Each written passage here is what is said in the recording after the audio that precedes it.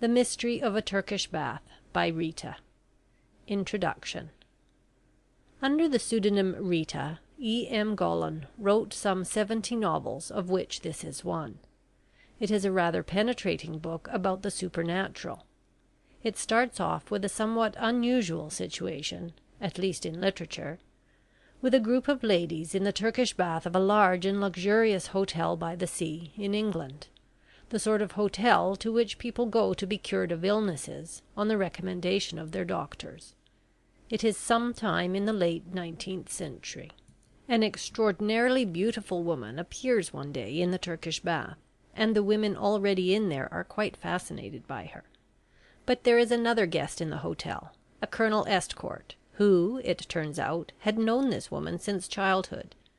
Indeed, it had been expected that they would one day wed, but instead she had gone off and married an elderly but fabulously wealthy Russian prince. Various demonstrations of her occult powers make the guests, both men and women, realize that the beautiful princess is someone with very special gifts, which one or two of them would like to learn more about. But in the very process of the ensuing teach-in, more things happen than had been bargained for, and both the colonel and the princess end up lifeless. The mystery deepens. If you like this sort of thing, it is a very good novel, but if you are not happy to read about the occult, you should leave it severely alone. End of introduction. The Mystery of a Turkish Bath by Rita. Chapter 1. The First Room. "I take them for rheumatic gout," said a slight, dark-haired woman to her neighbour, as she leant back in a low lounging chair and sipped some water an attendant had just brought her. "You would not suppose I suffered from such a complaint, would you?" And she held up a small arched foot, with a scarcely perceptible swelling in the larger joint. She laughed somewhat affectedly, and the neighbour, who was fat and coarse, and had decidedly gouty symptoms herself, looked at her with something of the contempt an invalid elephant might be supposed to bestow on a buzzing fly. "You made that remark the last time you were here," she said, "and I told you, if you suffered from a suppressed form of the disease, it would be all the worse for you. Much better for it to come out, my doctor says." There was no doubt about the disease having come out in the person of the speaker. It had come out in her face, which was brilliantly rubicund, in her hands and ankles and feet, which were a distressful spectacle of knobs and bumps of an exaggerated phrenological type; perhaps also in her temper, which was fierce and fiery as her complexion, as most of the frequenters of the baths knew, and the attendants also to their cost. The small dark lady with the arched feet lapsed into sulky silence, and let her eyes wander over the room to see if anyone she knew was there. The baths were of an extensive and sumptuous description, fitted up with almost oriental luxury and comfort, and attached to a monster hotel built by an enterprising company of speculators at an English winter resort in Hampshire. The company had proudly hoped that lavish expenditure, a beautiful situation, and the disinterested recommendation of fashionable physicians would induce English people to discover that there were spots and places in their own land as healthy and convenient as Auvergne or Wiesbaden or the Riviera.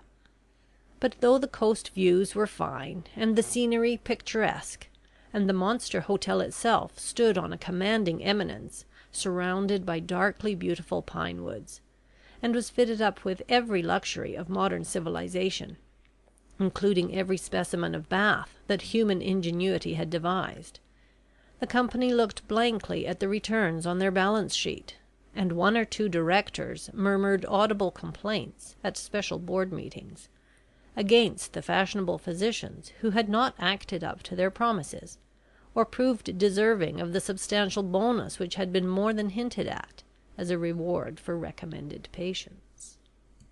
On this December morning, some half-dozen ladies of various ages and stability of person, and all suffering in a greater or less degree from various fashionable complaints, such as neuralgia, indigestion, rheumatism, or its aristocratic cousin, rheumatic gout, were in room number 1 of the Turkish Bath. The female form is generally supposed to be divine, and poets and painters have, from time immemorial, rhapsodized over beauty unadorned. It is probable that such poets and painters have never been gratified by such a vision of feminine charms as room number 1 presented. Light and airy garments were certainly to be seen, but not forms. It was of course a question of taste as to whether the fat women or the thin women looked the worst. Probably the former, if one might judge by the 2 samples of the lady who had arched feet and the lady who had not. Both were staying at the hotel, and were respectively named Mrs. Masterman and Mrs. Ray Jefferson. Mrs. Masterman was a widow. Mrs. Ray Jefferson had a husband. He was an American, blessed with many dollars, amassed on the strength of an invention. When Mr. Jefferson spoke of the invention, people usually supposed it to be of a mechanical nature. As they became more familiar with him, they learnt it was something chemical. No one quite knew what, but it became associated in their mind with vats and boilers, and large works somewhere down Boston way. There could be no doubt of the excellence of the invention, because Mr. Ray Jefferson said it was known and used all over Europe, and its success was backed by dollars to an apparently unlimited extent.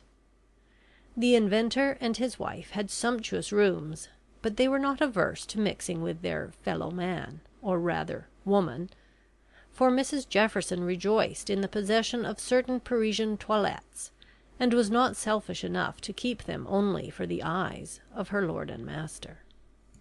She was grudgingly but universally acknowledged to be the best dressed woman in the hotel, except of course when she was in the Turkish Baths, which unfortunately reduced its frequenters to one level of apparelling, a garment which made up in simplicity for any lack of elegance. The shape was always the same, viz., short in the skirt, low in the neck, and bare as to sleeves. The material was generally pink cotton, or white with a red border. Mrs. Jefferson was quite American enough to have notions on dress, more or less original and extravagant. Finding her companion was unusually silent this morning, she gave up her thoughts to the devising of a special toilette for the bath. These garments were so hideous, she told herself, that it was no wonder people looked such guys in them. Still, there was no reason why she should not have something chic and novel for herself, something which should arouse the envy of, and make the wearer appear quite different to, the other women. The choice of style was easy enough, something Grecian and artistic, but the material discomposed her. It was hardly possible to have a bath of this description without one's garment getting into a moist and clinging condition, leaving alone the after processes of shampooing, douche, and plunge. So silk or satin or woolen material was out of the question, and cotton was common, not to say vulgar. She knitted her brows with a vigour demanded by so absorbing a subject. The white headcloth fell off, and she felt that her fringe was all out of curl and lay straight on her forehead in most unbecoming fashion. That also would have to be considered in the question of costume. A headdress which should combine use and ornament. The idea of having only a wet white rag on one's head! No wonder people looked objects. Perhaps it would be better to coil the hair about the brow and have no fringe, or at least only a few loose locks that would look equally well, straight or curled. As Mrs. Ray Jefferson was taking all this trouble about her personal appearance, when that appearance would only gratify the sight of a few members of her own sex, who were generally too much taken up with their own ailments or complaints to care what their fellow sufferers looked like, it shows the fallacy of a popular superstition that women only care to dress for men. Believe me, no, they dress for critics, the critics of their own sex, who with one contemptuous glance can sweep a toilette into insignificance, and make its wearer miserable, or by some envious approbation, are reluctantly compelled to bestow on it the seal of success. Is it for men, think you, that those delicate nuances and tints and shades are harmonized and put together? Such a conceit is only pardonable in a set of beings who possess not the delicate faculty of detail, and who, with a limited knowledge of even cardinal colours, describe the graces and beauties of a toilette by saying the wearer had on something white, or something black, or something red, but it suited her down to the ground. A few misguided individuals have even been known to take refuge in the remark, made historic now by comic papers, that they never look under the table when asked what certain ladies had on. But this is trifling, and only applicable to dinner parties. Mrs Ray Jefferson's thoughts had not prevented her from taking stock of the other inmates of the room. One or two were lying on couches, but most of them seemed to prefer the low, comfortable chairs that were like rocking chairs without the rockers. No one spoke. They looked solemn and suffering, and appeared intent merely on the symptoms of distilled moisture on the visible portion of their persons. "I think," said Mrs Jefferson, "I shall go into the second room. I can stand some more heat." She made the remark abstractedly in the direction of her neighbour, who only looked at her in a bored and ill-tempered fashion, as befitted one who had gout without arched feet to display as compensation. "You and I are the only hotel people here," went on Mrs Jefferson, as she took up the glass of water and the headcloth preparatory to moving away. Then she laughed again as she looked at her companion's flushed countenance and generally distressed appearance. "What a comfort," she said, "that we won't look quite such objects at dinner time. I always find a bath improves my complexion, don't you?" Mrs Masterson gave an impatient grunt. "As if it mattered what one looks like in a bath," she said. "Do you Americans live in public all your lives? You seem to be always thinking of your clothes or your looks." Mrs Jefferson opened her lips to reply with suitable indignation, but the words were cut short by a gasp of astonishment, and lost themselves in one wondering, long-drawn monosyllable. "My!" The gouty sufferer also looked up, and in the direction of the doorway, and though she said nothing, her eyes expressed as much surprise as was compatible with a sluggish temperament, and a disposition to cavil at most things and persons that were presented to her notice. The object on which the two pairs of feminine eyes rested was only the figure of a woman standing between the thick oriental curtains that partitioned off the dressing from the shampooing and douche rooms. A woman, but a woman so beautiful that she held even her own sex dumb with admiration.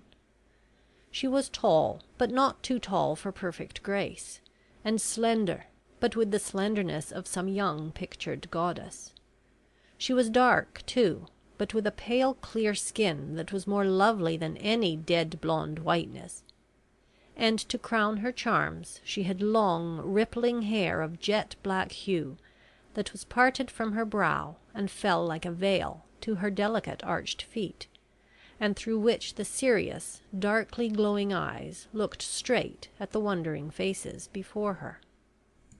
The pause she made before entering was brief, but not so brief that every eye there had not scanned enviously and wonderingly her perfect beauty, from the clear-cut, exquisite face and bare, beautifully shaped arms, to the graceful ankles, gleaming white as sculptured marble through the veiling hair. Mrs Jefferson first recovered speech. "Who is she?" she whispered eagerly. "Not at our hotel, I think. Looks like a walking advertisement of a new hair restorer. She'd be a fortune to them if she'd have her photograph taken so." The newcomer meanwhile advanced, and took one of the chairs near Mrs Jefferson. That lady suffered strongly from the curiosity that is characteristic of her admirable nation. She reseated herself, for the purpose of studying the strange vision, and not being in the least degree afflicted with English reticence, she set the ball of conversation going by an immediate remark. "Had any of these baths before?" The person addressed looked at her with grave and serious eyes. "No," she said, and her voice was singularly clear and sweet, but with something foreign in the slow accentuation of words. "I only arrived at this hotel last night." "Oh," said Mrs Jefferson. "Is that so? I thought I hadn't seen you before. Come for your health?" "Yes," said the stranger, accepting a glass of water from the attendant, who had just come forward. "Not gout, I suppose?" suggested Mrs Jefferson, conscious that there were arched feet in the world even more exquisite in shape and size than her own. "Gout? Oh, no," said the stranger, smiling faintly. "They say my nerves are not strong. I sleep badly. I am easily startled, and easily fatigued."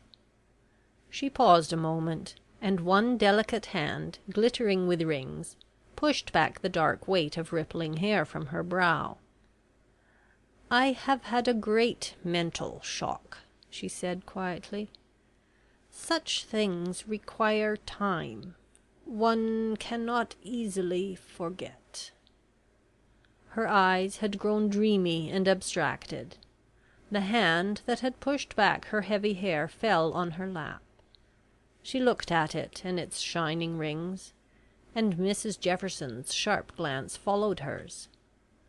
Was there a plain gold circlet among that glittering array? Was the beautiful stranger wife or maiden? "If any man saw her now," she thought involuntarily, "my, I wouldn't give much for his peace of mind afterwards. What owls she makes us all look!" "Nerves are queer things," she said aloud. "Can't say I'm much troubled with them, except here," and she moved her foot explanatorily. "Just that joint. It's agony sometimes. Suppressed gout, you know. You wouldn't think so to look at it, would you?" "That the gout was suppressed? Certainly I should," answered the stranger, smiling. "There is no external sign of it. I always thought gout meant large lumps and swellings of the joints." "So it does," said Mrs Jefferson, with an involuntary glance at the moist and crimson sufferer on her right. "But my form of it is different. It is much worse, but no one sympathizes with me because it doesn't look so bad as the other gout." "It is not often that people do sympathize with illness," said the beautiful woman. "When we ourselves are well, we think suffering can't be so very great after all. And when we are ill, we are quite sure no one else has to bear so much pain. Human nature is essentially selfish. It is a natural incident of living at all that we should estimate our own life as more important than our neighbours'." "Well," laughed Mrs Jefferson, "if we sacrificed it to them, it might be a doubtful benefit. I often thank my stars I wasn't born in the age of martyrs. If I had been, I'm sure the very sight of the rack or the faggot would have made me swear anything." "The history of religions is a very curious history," said the stranger in her low clear tones. "Looked at dispassionately, it has done very little for mankind in general, save to prove one fundamental truth that is more significant than any doctrine or dogma. That truth is the inherent need in all humanity of something to worship. From the highest to the lowest degrees of civilization, that need has made itself the exponent of external forms. It is the kernel of all religions." "A kernel that is surrounded with a very hard shell," said Mrs Jefferson glibly. She liked discussions, and was accustomed to say she could talk on any subject, having indeed come from a country where women did talk on any subject, whether they were acquainted with it or not. "I don't think there is much spirituality in any modern religion," she went on. "I surmise it's dead. Science has got the upper hand of theology, and means to keep it. People are not content nowadays with being told, 'You must believe so and so.' They want a reason for believing. You're not a Romanist, are you?" she added suddenly. "I? Oh, no," said the stranger, with a faint smile. "I'm glad of that, for I was just going to say that the Church of Rome has done more to retard rational and spiritual progress than any other. I don't believe in the voice of man barring the way to inquiry. God made man, and as far as I have ever been able to learn, he made them all on one pattern. The offices and dignities they give themselves won't make them one whit greater or more important in his eyes."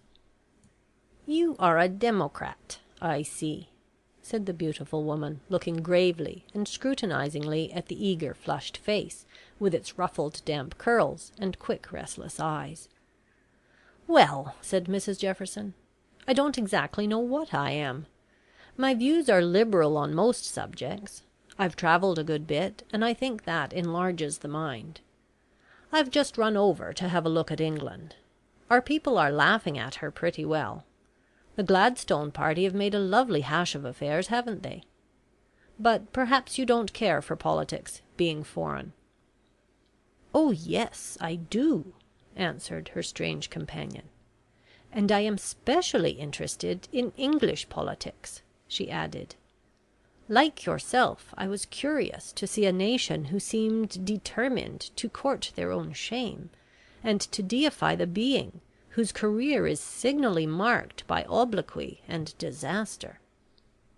"His day is pretty well over, I fancy," said Mrs Jefferson, eagerly scenting an opportunity for a brilliant display of political knowledge. "That Irish business has settled him. They call him the greatest statesman of the age. A man at dinner last night was lauding him up to the skies. There was quite a battle about him. We showed, however, that, putting his talking powers aside, he really is no statesman, only a grasping selfish old bungler, who cares nothing for his country except it keeps him in office, and has done nothing really great or good during his whole career. They make a fuss about the Education Act, but the credit of passing that belongs to Foster. As for the disestablishment of the Irish Church, that is a disgraceful business, a robbery of the dead who had left their money to support a faith they believed in. He is responsible, to my thinking, for all the anarchy, confusion, and misery in that poor unhappy Ireland. I believe," and she leant forward and dropped her voice, "I believe that at heart the man is more than half a Romanist. See how he has favoured the High Church party, and if ever he gives a clerical appointment, it is always to a ritualist priest. They don't call themselves clergymen now. Well," and she drew herself up once more, "I, for one, wouldn't like to have his sins on my shoulders. I should think he ought to be haunted by as many victims as Napoleon Bonaparte. What with financial humbug, war taxes, the blunders of the Alabama business, the disgrace and bloodshed of the Transvaal affair and the Egyptian war, crowned by the undying and never to be forgotten shame of Gordon's sacrificed life, I wonder he can lay down his head at night and sleep. When he heard of that hero Gordon's death, he should have taken a pistol and blown out his blundering brains. But perhaps," she added more calmly, "he was afraid of meeting his victims until he couldn't help himself. However, he might have gone into one of those retreats his favourite ritualists are so fond of, and spared England any more blunders and follies." "You are very bitter against him," said the stranger calmly. "Be sure that his own actions will also be his own avengers. Life would be made much more tolerable if we would only keep that fact before us." To my mind, there is no backbone or support in a religion that teaches irresponsibility. That is the great fault of you Christians. Your faith is not a thing you take hold of, and grasp and act upon. Hence your many national disasters. You shelve your future, or what you call your salvation, on the merits of a sacrifice, and think yourselves relieved of all further trouble. In the world, and in society, religion is a tabooed subject. It is only kept for Sundays and for churches. I believe your clergy know no more of the real doctrines of Christianity, those deep and mystical truths underlying the teachings of Christ, than the child at his mother's knee. I have been to your great cathedrals and churches. I saw only lip service and routine. I heard only stale maxims, weak explanations of the allegories and parables that fill your biblical records, flowing rhetoric and vague expressions of some undefinable joy and glory in an equally undefinable hereafter, that was sometimes described as a place and sometimes as a state. That was all. I feel such things cannot long stand against the tide of advancing thought. Modern Christianity is not the Sermon on the Mount, and has little title to the name of its founder. It has not a feather's weight of importance in the minds of the worldly, the fashionable, the pleasure-seeking. Its sentiment is extinct, save in a few faithful ignorant hearts, who adore what they cannot comprehend, and live in a state of hope that all will come right in some vague future. The beautiful eyes had grown sad and thoughtful. They rested on the eager wondering face before her, yet seemed to look through and beyond it, as the eyes of one who sees a vision that is mere airy nothingness to the surrounding crowd. "It will come right," she went on slowly and dreamily, "but not as men think, and not because the religion of earth teaches fear of punishment and hope of reward as the basis of spiritual faith. No, something higher and holier and deeper than any motive of self-safety will perfect what is best in man and eliminate what is vile." "If that is so," interposed Mrs Jefferson glibly, as she rose from her chair to proceed to the second room, "I guess man will want a pretty long time to perfect in. I don't see how he's going to do it here." "I did not say here," answered the stranger in her slow calm way, as she too rose and prepared to follow the little American. "For what, think you, are the ages of eternity intended? Sleep and dreams?" Mrs Jefferson gave a little shudder. "I surmise we're getting a little too deep," she said. "Let's keep to Gladstone and the Irish question while the thermometer's at 110. End of chapter 1.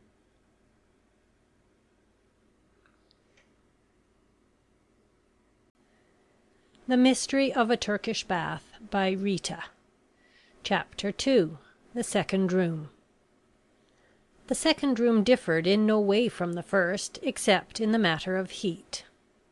The beautiful stranger floated in, her face all the lovelier for the faint rosy flush that glowed through the clear skin. If Mrs Ray Jefferson's admiration was envious, at least it was genuine. She had never really believed in perfect feminine beauty before, beauty that shone supreme without the aid of dress and frippery. But here it was, a glowing and palpable fact. The simple white drapery, with its border of scarlet, floated with the grace of its own perfect simplicity around that perfect form, and never was royal mantle more splendid than the rippling hair that crowned her head and fell in its luxuriance of curls and waves to her feet. As they again seated themselves side by side, Mrs Jefferson remembered that she was not yet acquainted with the nationality of the stranger. She hastened to repair the error of such ignorance. "You speak English wonderfully for a foreigner," she said. "It would puzzle anyone to make out where you were raised. Russian, I surmise?" "No," said the stranger quietly, "though I have lived there a great deal. It was my husband's country." Mrs Jefferson looked radiant. She was married, then? That was something to have learnt. "Was," she said quickly. "Is he not living, then?" "No." The beautiful face grew a shade paler. "I would rather not talk about it," she said. "His death was very tragic and terrible." "I'm sorry," said the little American, with ready contrition. "Don't think I'm curious," she added suddenly, "but one doesn't see a woman like you every day. I surmise you'll make a sensation in the hotel." "I have my own private rooms here," was the quiet response. "I shall not mix with the other visitors." "Oh!" cried Mrs Jefferson, her face clouding. "I call that cruel. There are really some very good people here. Titles, if you like them. Money, if you care for that. One or two geniuses, a musician and a poet, who are working for a future generation, because they can't get appreciated here. And the usual crowd of mediocrities. Oh, you really must come to our evenings. They'd amuse you immensely. We're quite dependent on ourselves for society. This is the dullest of dull holes, still we manage to get a bit spry now and then. Now you... why, if you'd only show yourself to be looked at, you'd be doing the whole hotel a good turn." The stranger shook her head. "Society never amuses me," she said. "It has nothing to offer that can rival the charms of books, art, and solitude. I possess all three." Mrs Jefferson opened her eyes wide. "The first and the last," she said, "are comprehensible as travelling companions. But what about the middle one?"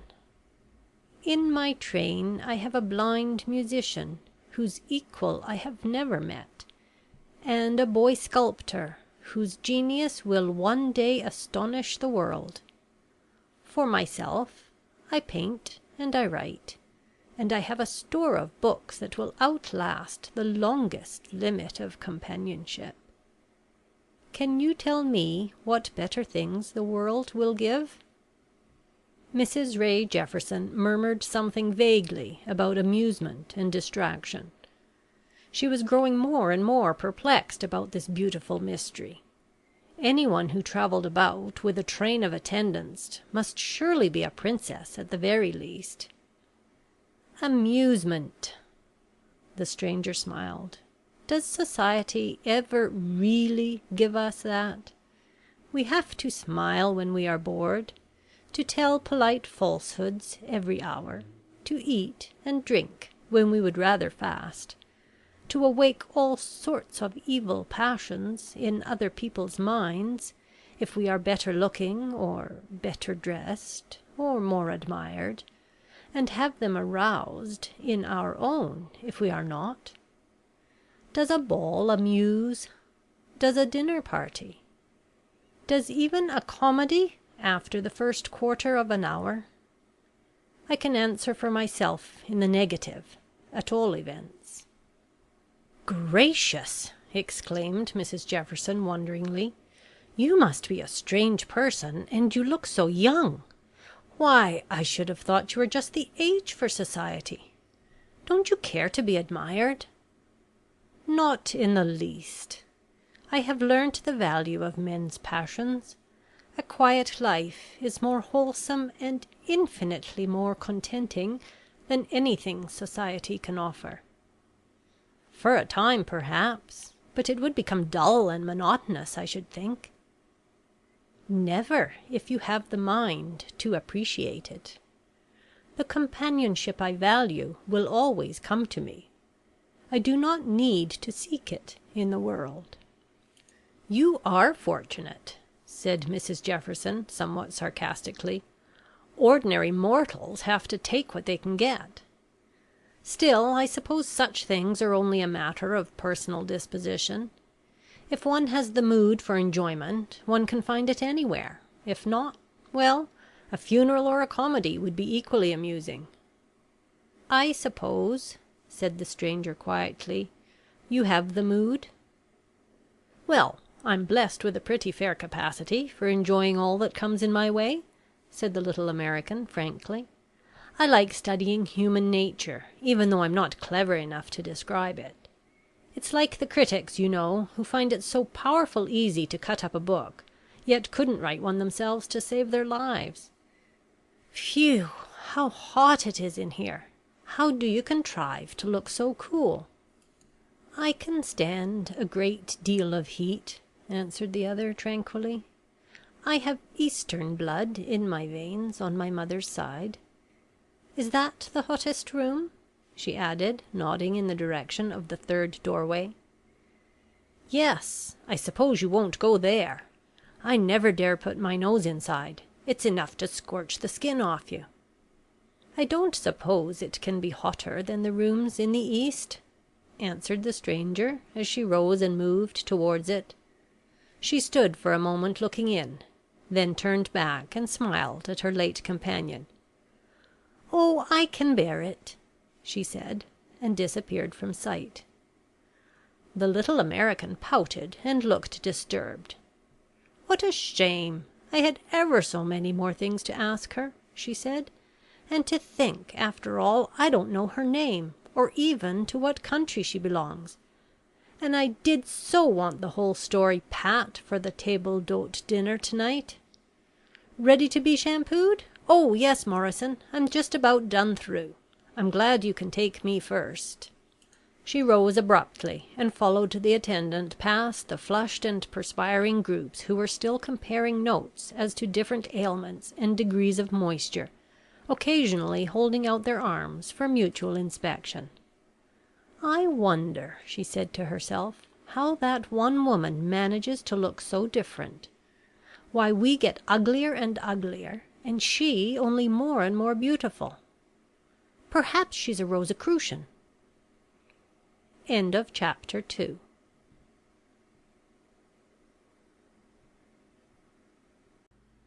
The Mystery of a Turkish Bath by Rita.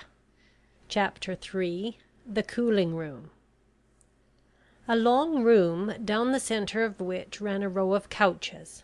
On either side were the dressing rooms, curtained off from the main apartment by curtains of dark oriental blue, bordered with dull red. In the large bay window stood the dressing tables and mirrors. Mrs Ray Jefferson had it all to herself, as, wrapped in an enormous sheet of Turkish toweling, she emerged from the processes of shampooing and douche. She laid herself down on one of the couches, and the attendant, Morrison, threw another Turkish wrap over her, and left her to the enjoyment of the coffee she had ordered, and which was placed on one of the numerous small tables scattered about. According to all rules of the baths, she should have rested calmly and patiently on that couch until such time as she was cool enough to don her ordinary attire. But the little American was of a restless and impatient disposition, and of all things hated to be inactive. The attendant had scarcely left the room before she raised herself to a sitting position and took a survey of her appearance in one of the mirrors. It did not appear to be very satisfactory. She turned abruptly away and reached some magazines from an adjoining table. Armed with these, she once more sought her couch, and after tossing 2 or 3 contemptuously aside, she at last seemed to find one periodical that interested her. She grew so absorbed in its contents that she scarcely heard the entrance of the beautiful woman who had so interested her, and who now took the next couch to her own, and lay down in an attitude of indolent grace that was quite in keeping with her appearance. "You seem interested," she remarked, as she glanced at the absorbed face of her neighbour. Mrs Jefferson looked up sharply. "Well," she said, turning the magazine round to read its title, "this is about the queerest story I ever read. I wish people wouldn't write improbabilities that no one can swallow." "The question is rather what is an improbability," answered her companion. "It is only a matter of the capacity of the age to receive what is new. A few years ago electricity was improbable, yet look at the telegraph and the telephone. Still further back, who would have believed that railways would exist above ground and underground, and mock at the difficulties of rivers and mountains? What have you discovered strange enough to be called improbable?" "Oh, it's a story of a man who gets out of his own body and does all sorts of queer things, and then goes back to it again, just when he pleases. Finally, he falls in love with a woman as queer as himself, and finding he has a rival, he just gets rid of him by force of will power. However, the day they are to be married, the woman is found dead in her bed. It appears that she also could get out of her body when she felt inclined, but she did it once too often and couldn't get back in time, so they buried her. At least they buried one of her bodies. As far as I can make out, she had two." "And do you think that improbable?" questioned the stranger calmly. Her beautiful deep eyes were looking straight into the flushed excited face beside her. Mrs Ray Jefferson met their gaze, and was conscious of an odd little unaccountable thrill. "Certainly I do," she said. "Who could believe that anyone can jump in or out of their skin just as the fancy takes them?" The stranger's beautiful lips grew scornful. "Oh," she said, "if you like to put the subject in that light, it may well look ridiculous and impossible. Ignorance is always more or less arrogant. It is man's habit to fancy that all creation was made for him. There are few things of which he is so utterly ignorant, and of which he thinks so little, as that mystery of himself incarnated in the temporary prison house of flesh and blood. Did he once realize what he might be?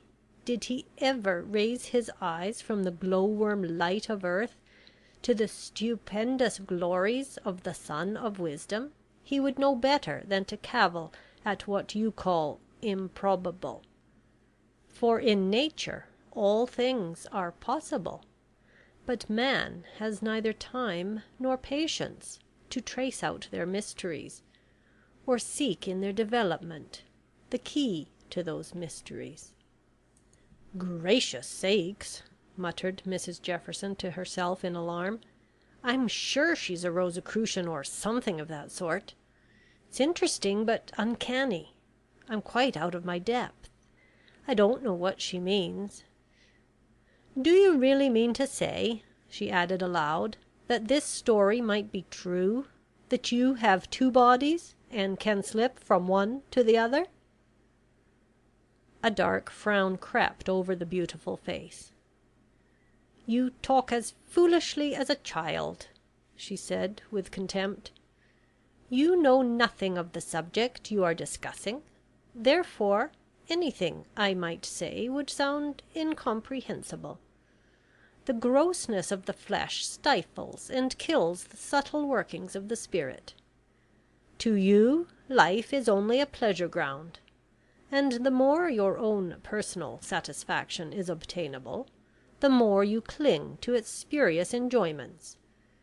If you once cut yourself adrift from such follies, your eyes would be opened, your senses quickened, and you would recognize possibilities and marvels that now are no more to you than sunlight to the blind worm that burrows in the ground." She stretched out her hand, and took the book from the passive hand of her astounded companion, and glanced rapidly over its pages. "Light in darkness.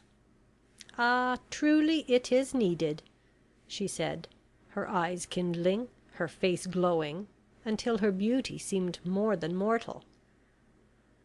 But we shall never reach it till we learn to master the senses, to cut the chains of worldly prejudice and conventionalism. They are bold teachers, these," and she tossed the magazine back to the still silent critic of its contents. "You would do well," she said, "to make yourself acquainted with some of these subjects. I think you would find them more interesting than ballrooms and Paris toilettes." Mrs Jefferson recovered her tongue at that slight to her beloved vanities. "Tastes differ," she said coolly. "I'm very well content with the world as it is, and with myself as I am. I don't believe any good ever comes of prying into subjects which we're not intended to know anything about." "I might ask you," said the stranger with visible contempt, "how you are so surely convinced of what we are intended to know, and what not? There is no hard and fast rule laid down for us, that I am aware of." "Oh," stammered Mrs Jefferson with some confusion, "I'm sure the Bible says that somewhere. `Thus far shalt thou go and no further,' you know. It is arrogant to attempt to penetrate the mysteries of the other world. When we go there we shall know them soon enough." "How glibly you 19th century Christians talk of the other world!" cried the beautiful woman with contempt. She tossed back the weight of her rich hair, and sat up, looking like an inspired prophetess. "Yet you acknowledge you know nothing of it. Your priests cannot explain it, so they take refuge in the plea that inquiry is presumptuous. Science cannot explain it. Reason falters at the threshold before the stumbling block of its long cherished ignorance, whose only legacy has been fear. And it is all because you live in falsehood, because you are false to your inner life and think only of the outer, because you are all in chains of superstition, of worldly bondage, of family prejudices, and above all, of self-delusion." "Have you come to preach to us, then?" asked the little American superciliously. "There is little use in decrying a private or national disease, unless you are provided with a remedy." "If an angel from heaven came down to preach, you would not believe," said the stranger, growing suddenly calm as she sank back on her pillow. "No, I have no mission. I am only one who has looked out on life and learnt its bitter truths, and seen its vanity and folly repeated, with scarce a variation, in countless human lives." "Well," said the American, "the fact of that repetition seems rather as if it were a law of human lives, don't it? We find ourselves in this world, and we must do as others do and live as others live. Of course I've read of people giving up all sorts of pleasures and comforts in this life for sake of another, but to me it seems only a mild form of madness. For instance, there's this new sect that's sprung up, who are going to revolutionize all creation. Well, I've read heaps of their books. I've spoken even to some of their members, but I confess Theosophy seems as much of a jumble as any other creed. Look at their priests, their yogis and chelas, and such like humbugs. They say their Buddha is as divine as our Christ. Maybe he is to them. But what strikes me is the absurdity of trying to get into another life while one has to live this.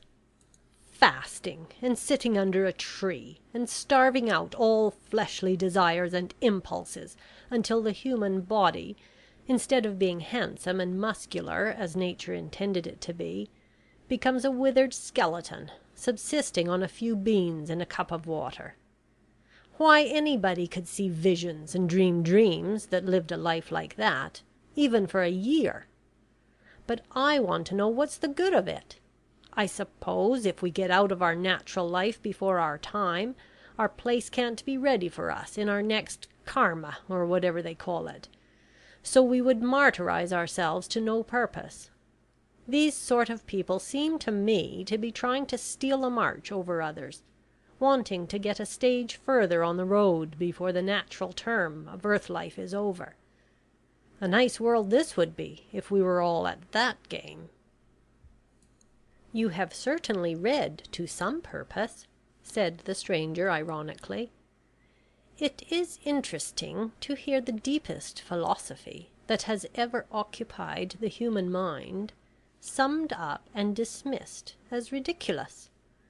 Let me, however, first point out a few mistakes in your judgment of this new sect, as you call it.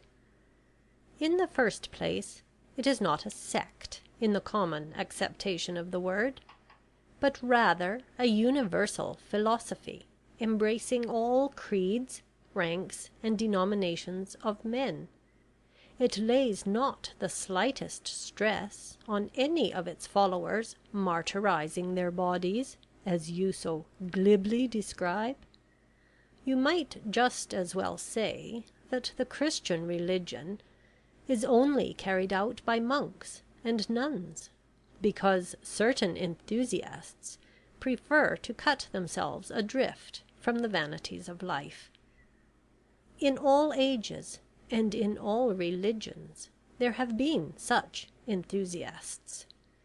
Even the prophets in your own Bible were men of this description, living in caves, subsisting only on the fruits and seeds of the earth, and giving themselves up to visions and dreams.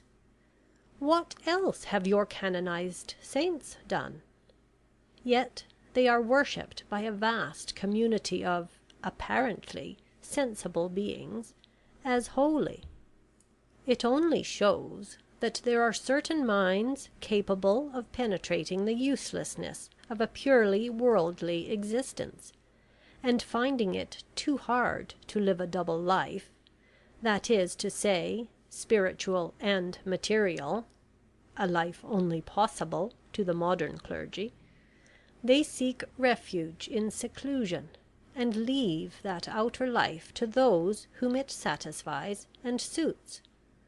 As to the selfishness of such isolation, that is a matter no alien mind can quite determine, for the greatest example of the religious life was strangely indifferent to human ties, nor ever displayed the weakness of human affection for earthly relatives, thus seeming to show that it is no sin to sacrifice earthly ties for a higher and holier existence. The disciples of the Great Brotherhood are voluntary enthusiasts, free from the claims of human relationship, and offering themselves simply as disciples. They wrong no one by their choice. As for your last remark about endeavouring to steal a march on our fellow men by seeking a higher place in the next state of existence, before we have done with this, I can only ask you to study something of the laws and doctrines of theosophical philosophy before deciding such an event is possible." "Do you know much about them?" asked Mrs Jefferson curiously. "I know that they teach man the truest sense of his own responsibility. They prove to him an inexorable law by which he may lift himself from the level of the brute to the majesty of the God he now blindly worships." "But so does Christianity!" exclaimed Mrs Jefferson, astounded. For the first time the stranger laughed. "And is not true Christianity the highest and purest philosophy?" she said. "Only it is preached, not practiced. Can you tell me that a single Christian land in this 19th century era is one whit purer or better in its spiritual or moral character than was Jerusalem 1,000 years ago? Does it influence commerce, trade, governments, laws, even civilization? If it did, not one rule or law that binds the rotten fabric of civilized life together would stand for a single moment. Why? Because no one would lie, no one would cheat, no one would murder, either wholesale because of country prejudices, or retail because of private animosities. Every one would be honest, charitable, merciful, and unselfish. You cling to a faith that is almost barren of good works. You propagate it among ignorant savages whom you first rob of their lands, and then convert with guns and brandy bottles. How much of the reception of Christianity is due to the latter, I will leave to the revelations of the first honest missionary, whose report is not indebted to his income from the Society, a prospective pension, and his own personal weakness for the laudation of his fellow men. Show me a human being who can be honest to a conviction in the face of scorn and mockery, who never sought his own interest in the profession he embraced, but only the good of others for whom that profession was ostensibly established, who would speak truth in the courts of law, the house of legislature, and the salons of society, who would write, not for empty praise, but from conviction, and follow art simply and purely to ennoble the mind, not pander to the lust of the eye and the greed of gold. Show me such men and such a nation, and I will acknowledge there Christianity has found its seat and fulfilled the purpose of its founder." "Oh," said the American, shrugging her shoulders with contempt, "of course you are talking arrant nonsense. The thing's impossible. The world can't be turned into a monastery, and as long as people live they will always be overreaching each other and deceiving each other. It's not possible to be perfectly honest or perfectly truthful." "Then," said the stranger quietly, as she sank back on her cushions, "do not blame even the poor Yogi under his tree if he has turned away sick and disgusted with the shams and vileness and hypocrisies and evil of the so-called civilized world. Remember that the country that holds him and thousands as foolish and superstitious is the country that your boasted civilization has wrested from his race, and that your example as a Christian nation is ever before his eyes. Let his conduct determine its influence." "Well," said Mrs Jefferson, "talk of sermons in stones, here's one in Baths. I should like to know who you are. Seems to me you know everything, and have read everything, and seen most everything on the face of the earth. So few women begin to think of anything serious till they've forgotten their looks, that you must excuse my calling you an anomaly. Now do tell me you'll change your mind, and join us to-night in the drawing-room.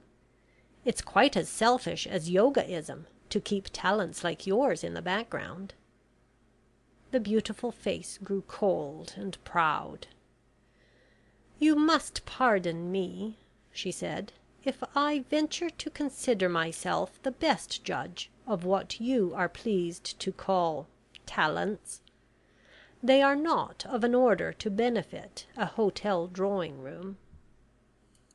"Oh," said Mrs Jefferson, feeling somewhat snubbed, "I'm sure people would be delighted to hear you talk, even if you did rub some of their pet foibles the wrong way. I've quite enjoyed this morning, I assure you. You've diverted my thoughts from my own ailments, and stimulated my digestion. I feel like eating lunch for once. And that reminds me, I must begin to dress. My fringe takes a quarter of an hour to arrange." She rose from the couch, her Turkish toweling drapery flowing far behind her small figure. Then she disappeared into her dressing room. When she emerged from thence, her fringe artistically curled, her face becomingly tinged with pearl powder, her dress and appointments all combining to give her small person importance, and show a due regard to the exigencies of fashion, she found the couch, which the mysterious stranger had occupied, was vacant. She loitered about in the hope of seeing her emerge from one of the dressing boxes, but she was disappointed, and as the luncheon gong was sounding through the hotel, she reluctantly took her way through the carpeted corridors and turned into the main entrance, her mind in a curious condition of perplexity and excitement. Chapter 4.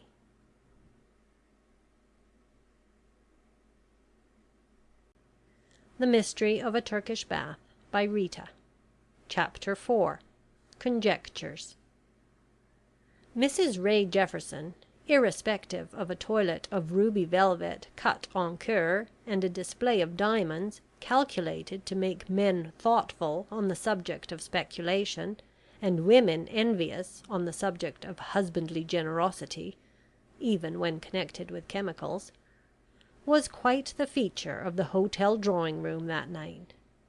She was full of her adventure of the morning, and her description of the beautiful stranger lost nothing from the picturesque language in which she clothed her narrative. "It's very odd the manager won't tell us her name," she rattled on. "I've done my level best to find out, but it's no good. I suppose she pays too well for him to risk betraying her. I'm sure she's a Russian princess. She has a suite with her, and carries musicians and sculptors and heaven knows who else in her train." It may be noticed that Mrs Ray Jefferson had only heard of a sculptor and a musician, but she drifted into plurality by force of that irresistible tendency to exaggerate trifles which seems inherent in women who are given to scandal even in its mildest form. People from all parts of the room gathered round her. A few seemed inclined to doubt her description of the stranger's personal charms, but when she applied to Mrs Masterman for confirmation, that lady, who was known to have a strict regard for truth in its most uncompromising form, emphatically agreed with her. "Beautiful! I should think she was beautiful," she said, in her usual surly fashion, "but..." And then came a series of those curious and condemnatory phrases with which a woman invariably finishes her praise of another woman's beauty, and which are too well known to be repeated. "I did my best to try and persuade her to join us," continued Mrs Jefferson, after duly agreeing with Mrs Masterman that perhaps the stranger's hair was a shade too black, and her height too tall, and her complexion too pale, and that there was something uncanny in the expression of the dark wild eyes, more like the eyes of a horse than a human being, was Mrs Masterman's verdict. "But nothing would induce her. She says society is all a sham, that we don't really amuse ourselves or enjoy ourselves, however much we pretend to. My word, doesn't she give it hot to everything! Policy, religion, diplomacy, worldliness, theology, art. It seems to me she knows everything, and has studied human life more accurately than the wisest philosopher I've ever heard of." "And did you discuss all those subjects during the course of a Turkish bath?" said a voice near her. Mrs Jefferson started. The gentleman who had spoken was a recent arrival. She only knew him as Colonel Estcourt. He was a singularly interesting looking man, home from India on sick leave, and the maidens and wives and widows of this polyglot assemblage at the hotel were all inclined to admiration of his physical perfections, and to dissatisfaction at a certain coldness and disdainfulness of themselves, which, to use their mildest form of reproach, was odd and unmilitary. Mrs Jefferson started slightly. "Oh, it's you, Colonel," she said. Yes, we did talk about all those subjects. And I surmise if all of you people here heard her carry on against the way you live your lives, you'd feel rather small." "Did you?" asked Mrs Masterman unkindly. The bath had not improved her complexion, and her left foot was paining her excessively. These two facts had not combined to sweeten the natural acerbity of her temper. Mrs Ray Jefferson did not heed the question, or the smile it provoked on one or two feminine lips. "I should like to know who she is," she persisted. "She's been in India too. I suppose you never met her, Colonel Estcourt? No one could forget her who had." That cold, impassive face changed ever so slightly. "India," he said, "is a somewhat vague term, and covers a somewhat large area for a possible meeting place. Your description, Mrs Jefferson, is tantalizing in the extreme to a male mind, but I fail to recognize its charming original as any personal acquaintance." "I suppose so," said the little American discontentedly.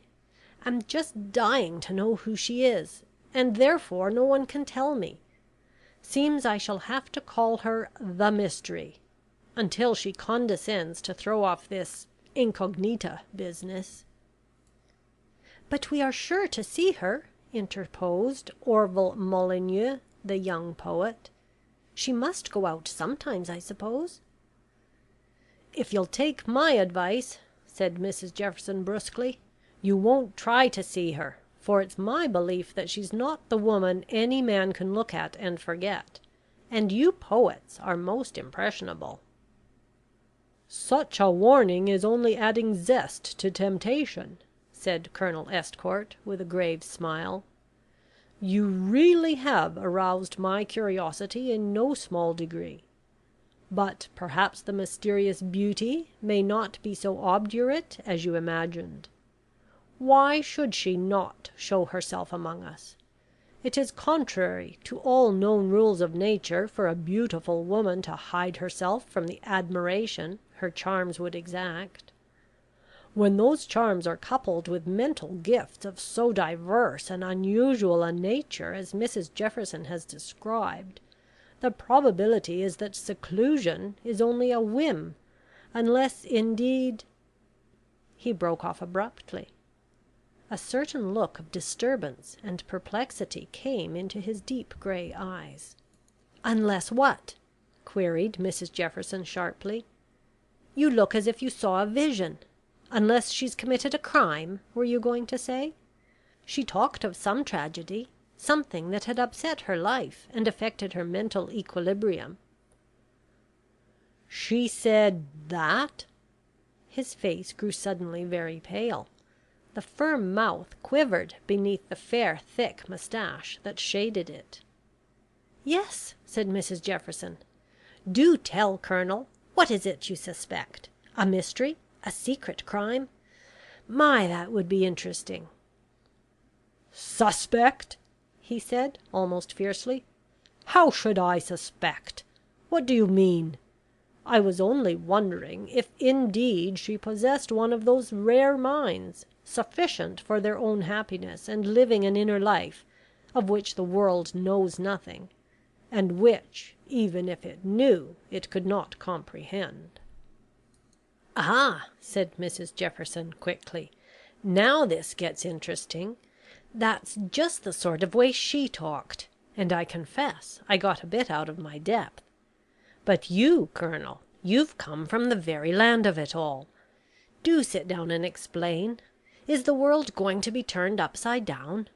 Are we to have a new religion, or rather an old one brought to light, that will upset what we've been hugging as truth for the last 1800 years? We've been pretty crazy over spiritualism on our side of the water, but I guess this new philosophy can just make our mediums and seance givers take a back seat. Isn't that so?"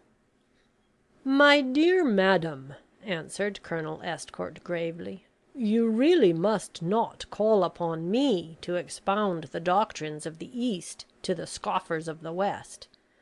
I know a little, a very little, of this school of philosophy, but I am not vain enough to attempt an explanation of its profound wisdom. The mysteries of nature demand the deepest and most earnest consideration of the human mind. Do you think I could presume to rattle off a few explanations, or give the key to certain problems, just to satisfy the vague curiosity of an idle hour? I will only say one thing. It is a thing that cannot be too often repeated and thoroughly kept in memory. Every life has to live out itself, and work out for itself the higher mysteries that are shut within its own consciousness. No one can do that for it, any more than they could take its love, or its sorrows, or its misfortunes away, and bear them in its place. If humanity took that truth to heart, and lived according to the higher instead of the lower instincts, the world would be a very different place." "But," objected a pretty feminine voice in the background, "what about the obligations of position and society? I suppose the higher instinct would tell us that amusements are a waste of time, vanity and vexation, in fact. Yet even they have a good result. They give employment and help other folk to live. And it's a pleasant relief to be gay and frivolous. It's awfully fatiguing to be grave and good. Just look at us on Sundays. We're all more or less cross and disagreeable, and I'm sure no clergyman could honestly say that he wasn't heartily sick of droning and intoning that same eternal form embodied in the church service."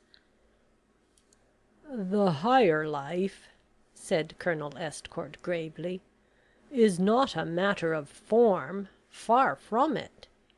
It is an unceasing and inexhaustible pursuit. It has infinite gradations, and is full of infinite possibilities. Its tendency is to elevate all that is best, and eliminate all that is worst in man." "Oh," cried Mrs Jefferson with rapture, "I'm sure you ought to meet my Mystery. That's just her sort of talk. I must say it sounds beautiful, but I shouldn't think it was practicable. It's a very hard thing to change people's ideas. When they've held them a certain time they get used to them, and don't like the trouble of altering." "True," said Colonel Estcourt, "and therein lies the secret of all the misery and mistakes that have made the world what it is. The few enthusiasts and propagandists have always been confronted by that mountain of inertness, prejudice, and indolence, which the aggregate portion of all nations oppose to anything newer, or wiser, or better than the sloth and ignorance of the past." "Well," laughed Mrs Jefferson, "let's see what this new era will bring about. There's a grand opening for it, and it has this advantage: people are much more dissatisfied with old creeds, and much more eager for new, than they have ever been. The reins are slack, if only there's a firm and judicious hand to seize them." "Suppose," drawled Mr Ray Jefferson, who had the rare virtue of being an admirable listener to any controversy or discussion, "suppose, my dear, we have a game of poker?" "Agreed," laughed his wife. "This meeting's adjourned, Colonel Estcourt. Will you join us?" He shook his head. "No," he said. "I'm going out on the terrace to smoke." "And meditate on the unknown?" queried the little American. "Perhaps you'll see her at her window. I wish you luck." He did not answer, but his brow clouded, and his face grew anxious and absorbed. In his heart those light words echoed with a thrill of mingled pain and dread. "If it should be," he said to himself, "my God, if it should be she!" Chapter 5.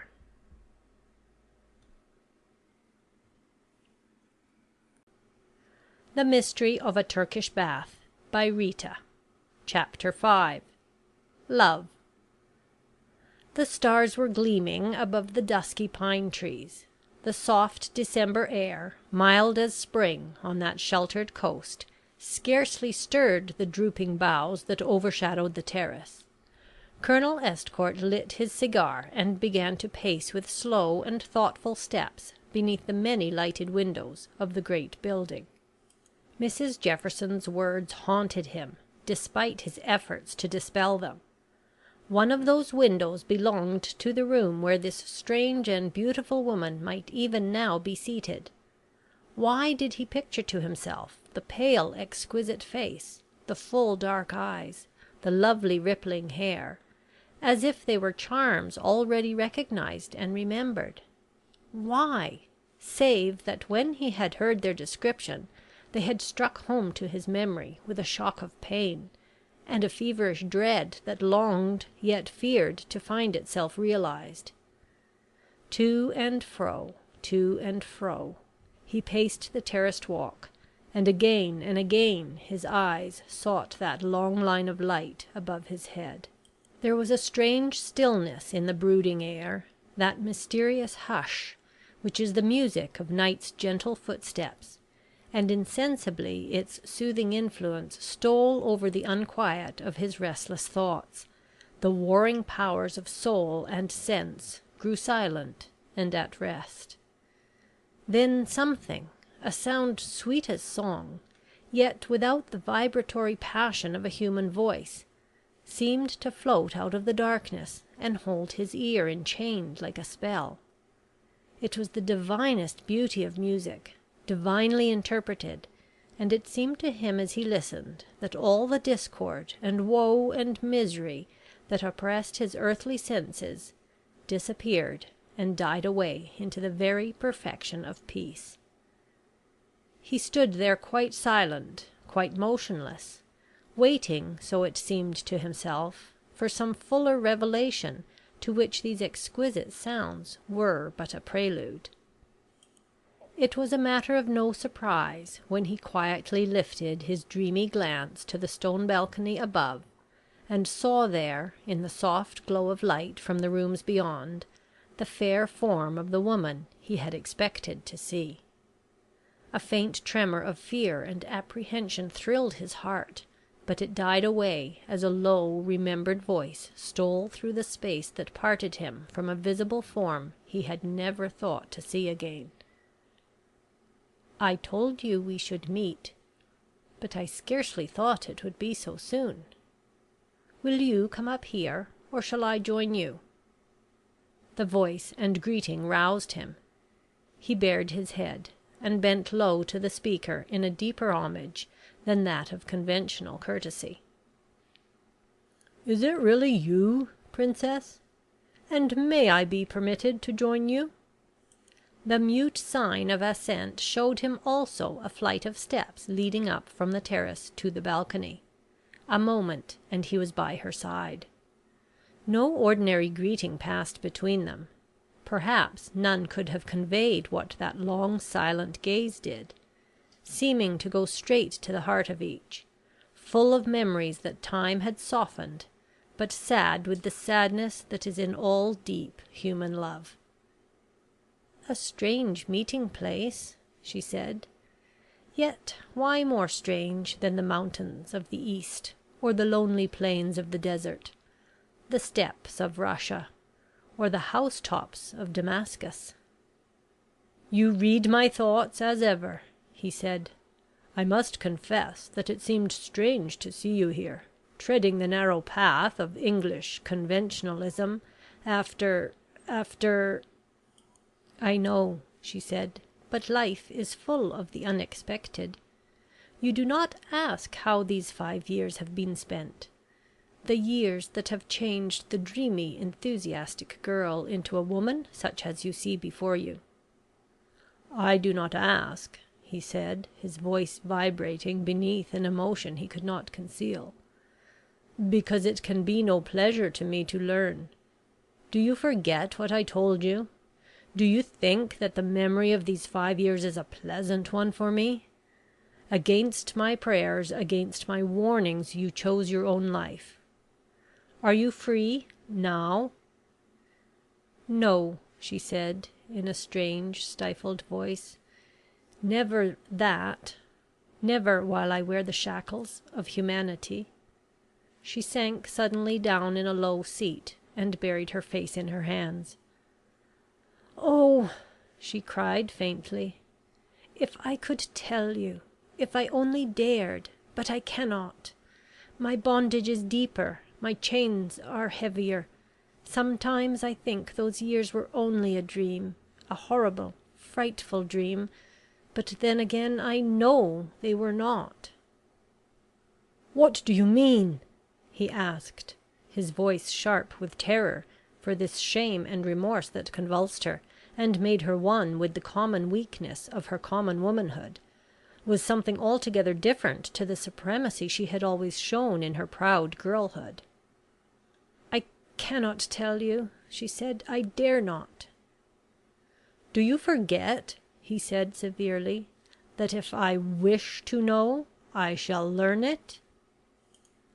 "Not now," she said suddenly, and raised her face, and looked calmly, yet not defiantly, back at him with her great, sad, and most lovely eyes. "I have passed beyond your power," she went on, "beyond most human influence, I might say." Then she shuddered, and her eyes sank again. "But oh," she cried, "at what a cost! At what a cost!" He felt as if his heart grew suddenly chill and stony. "I believe you are right," he said. "My power is gone. Yours is the strongest now." He was silent for a few moments. "One question only," he then said. "I don't wish to pry into your past. It is enough that we have met, for that would never have taken place if you had not needed me. So much I know. Your marriage, was it as I foretold?" "It was worse," she said bitterly. "A million times worse. Body and soul, how I have suffered.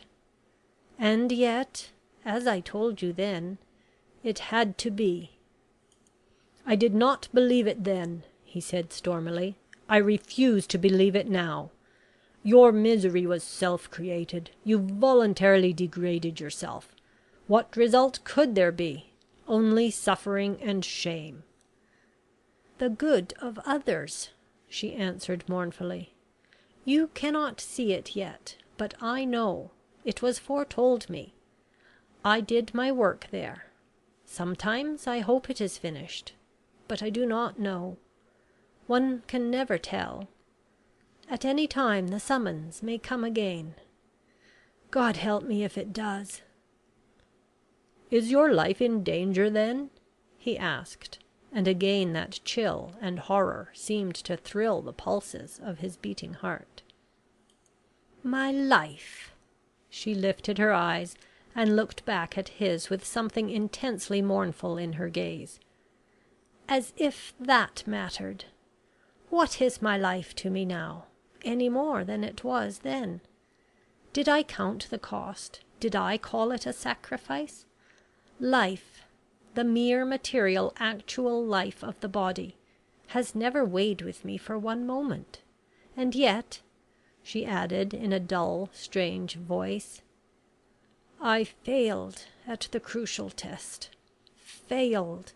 I, who had denied to myself all woman's weakness, all mortal love, all fleshly vanities. Failed!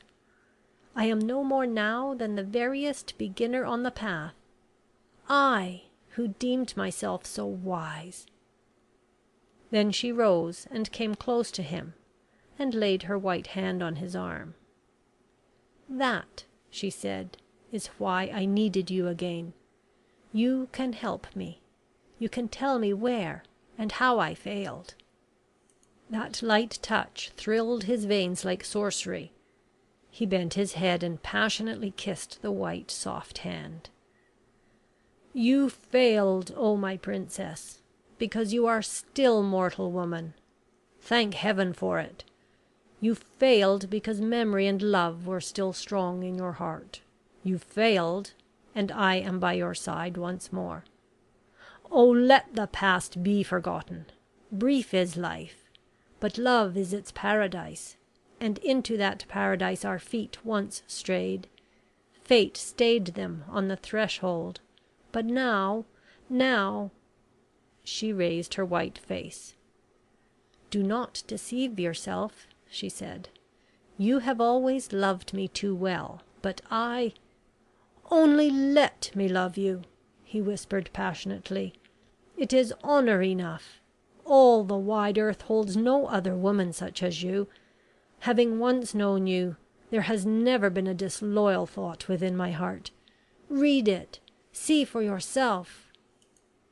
"I read it," she said, "even while the music was sounding in your ears as you stood on the terrace there below, even while you moved amidst that chattering, flippant throng, and heard what they said of me. No, dear friend, you have nothing in that great, frank, loyal soul to hide. But there is something that whispers I shall only bring you suffering. I am not for mortal love. True, I cannot see beyond, but fear meets me on the threshold. The hour I gave myself to you would bring you an evil I dimly realize. I cannot foretell, and I cannot avert it, but it is there. It lurks like a hidden foe where our lives should join. No, no, do not tempt me. Happiness is not for me, as we count it on the earth plane. And in the next I may lose you altogether. Oh, listen, listen, and let the woman defy the priestess. Give me your love, and even with death as its bridal gift, I shall receive it as the deepest joy of earth." "There," she said sadly, "speaks the mortal. Passion sways your senses. You too will lose your powers, and for what? A few brief years of joy, a longer darkness. Then the old weary round, the old sad effort to climb the long stairway from the bottom rung that once you proudly spurned. It was not this that Channa taught us in the sweet peace of our youth. It was not this for which our souls thirsted, and to which our faces were set. Channa is dead, and to the dead all is peace. Even he said that life's one good gift was love. True, but not selfish love. The feet of the soul must be washed in the blood of the heart. Love to all humanity, to the poor, the sad, the suffering. Love even to the fate that gives us sorrow and misfortune. Love to the eternal and immutable. Love for all that is purest and best in each life with which we mingle. Such a love is not sensual, not earthly. It gives without necessity of return. It is the soul's devotion, not the heart's impulse. But you are not content with loving me. You claim mine in return, and so far as I have lost, or you have gained a firmer foothold since last we met, so far you can compel my lower nature to answer yours. We have loved before, and unhappy was our fate.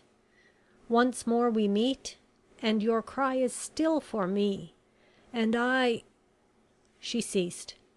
Her arms fell to her side. Her face, lovely beyond all mere mortal loveliness, looked back to his yearning, passionate gaze. Had she been temptress, devil, saint, there could have been but one answer from the throbbing heart and leaping pulse of manhood. He caught her to his heart, and his lips drank from hers the sweetness that only earthly passion drains from earthly love. She did not resist. She lay there like a white lily in the moonlight, but her lips were cold as marble. and her eyes held the mute sorrow of despair, not the rapture of a granted joy. End of chapter 5.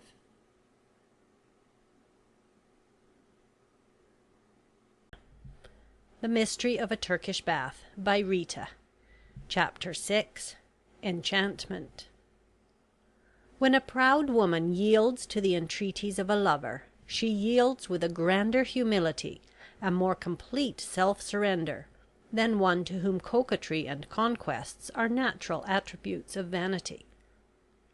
The Princess Zairoff, to whom men's admiration was as familiar as the air of heaven, who possessed rank and wealth and loveliness such as dower few women, had yet never granted to one human being a sign of tenderness, or unveiled, so to speak, the deep strange depths of her strange nature to any beseechment.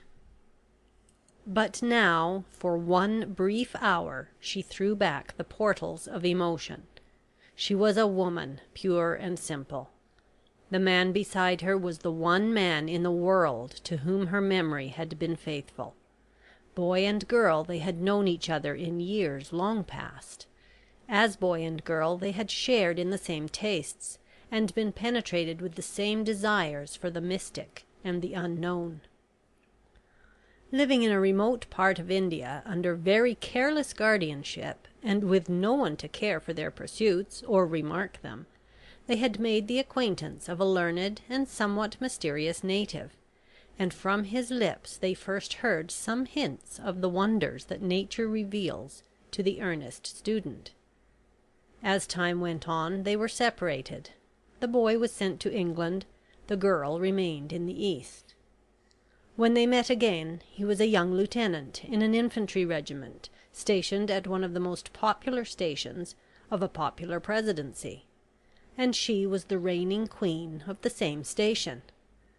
Again fate parted them. 2 years went by. Their next meeting was in Egypt, where she was travelling with her guardian. Julian Estcourt had learned his heart's secret by then, but there was a coldness, a strangeness, about the girl who had been his boyhood's friend, that kept him back from anything bearing the imputation of love-making.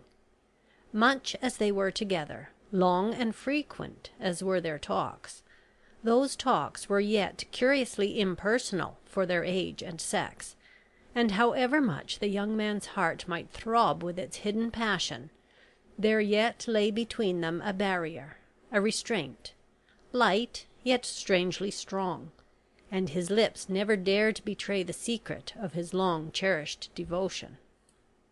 Another separation, another meeting. Time had worked changes in both.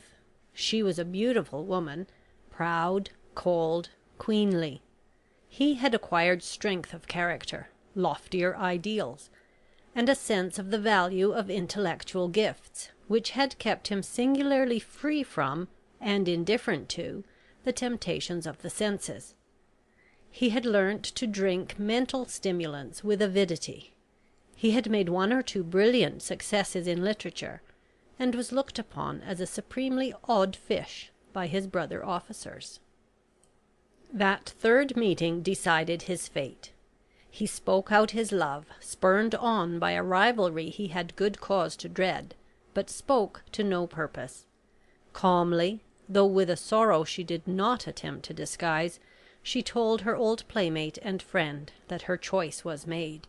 She was going to marry the old, vicious, and fabulously wealthy Russian prince, Fedor Ivanovich Zairoff.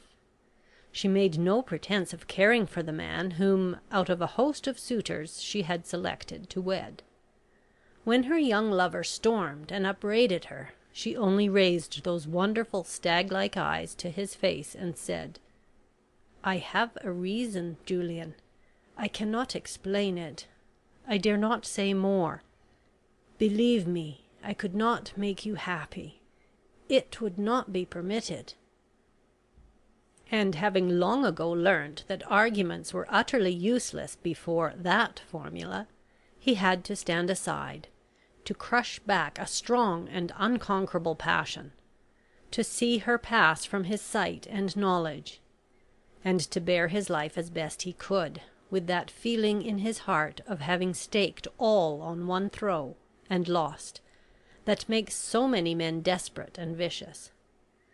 That it did not make Julian Estcourt so was entirely due to great strength of moral character, and a belief in the responsibilities with which life is charged, and for the abuse of which it is destined to suffer in future states or conditions, as well as in its present.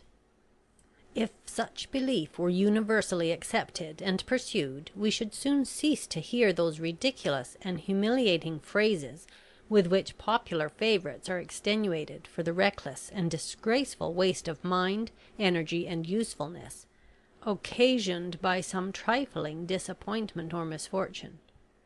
There would be no more sins glossed over as sowing wild oats, and having his fling, or driven to the bad, because once an individual feels he is responsible to himself for undue physical indulgences, for laws of natural life set at naught, and spiritual impulses disregarded, he will try to emerge from the slough of evil, and he will learn with startling rapidity to value all joys of the senses less and less. There can be no high order of morality without this sense of responsibility, for when a man feels he is moulding his own character, forming, as it were, fresh links in the chain of endurance, adding by every act and thought and word to that personality he is bound to confront as himself, to re-inhabit as himself, and to judge as himself, then life rises into an importance that words cannot convey, but which the soul alone recognizes and feels, in those better moments that are mercifully granted to each and all of us. So Julian Estcourt took up his burden, saddened, aged, embittered perhaps, but not one whit more inclined to squander the gifts of life or the fruits of discipline than he had been in his dreamy, studious youth. He neither sought distraction in evil and dissipated courses, nor death by any of those foolhardy and rash exploits which have far too often been glorified as courage or pluck. He was graver, more reticent, more studious than of yore, and he found his reward, though few even of his intimate associates were aware of his abnormal gifts or his superior knowledge. Such was the man who, still in the prime of life's best years, still with thirst unslaked for that one divine draught of love, which, once at least, is offered to mortal lips, stood now in the soft December moonlight by the side of the woman he had worshipped for long in secret and in pain, and cried aloud in triumph to his heart, "At last happiness is mine." His whole consciousness was pervaded with a sense of ecstasy that seemed to make all past pain and regret sink into utter insignificance. To stand there by her side, to drink in that wonderful beauty of face and form, was a joy that brought absolute forgetfulness of everything outside and apart from its new and magical acquisition. The world was forgotten. Even the possibility of a formal and imperative ceremonial, by which his newly won treasure must be secured to himself at last, barely flashed across his consciousness. He did not trouble himself to put it into words. He listened to the brief, disjointed fragments of her speech, fragments which gave a dim picture of her life in these empty years of division. Now and then he spoke of himself. She listened. Once she turned to him with an impulse of tenderness strange in one so cold and self-possessed. "Ah," she cried softly, "I have made you suffer, but it was not my will. Oh, always believe that. And I will give you compensation. I can promise it now." They seemed to him the sweetest words that ever fell from mortal lips, and no less sweet, though infinitely puzzling, was that exquisite humility with which she crowned the wonder of her self-surrender. Yet, even as he heard, his brain grew bewildered, his senses seemed to reel. Strange thoughts and shapes seemed to hover around him, and all the soft dim space of night appeared a black and peopled horror. For a moment he felt that consciousness was forsaking him, that the shock of this unexpected joy was beyond his strength to bear. Dizzy and sick, he swayed suddenly forwards. A cool hand touched his brow, a voice reached his ear. With a mighty effort he shook off the paralyzing weakness, and sank down by the side of his enchantress. "Is it a dream?" he murmured, vaguely. "Shall I wake to-morrow and know you have mocked me again?" "Nay, my beloved," she whispered. "This is no dream. Never again shall I mock you. I am but a woman now who loves. Earth holds no weaker thing." When Julian Estcourt entered the public drawing room nearly 2 hours after he had left it, several curious eyes turned towards him. The card players had finished their game and broken up into various groups. A few men were yawning and apparently meditating a retreat to the smoking room. No one seemed particularly energetic, but the entrance of that tall soldierly figure struck a new note of interest in the languid assemblage. He seemed to bring, as it were, a breeze of vitality, a sense of freshness and energy along with him from the starlit air and the pine-scented woods. His head was erect, his eyes shone with the radiance of happiness.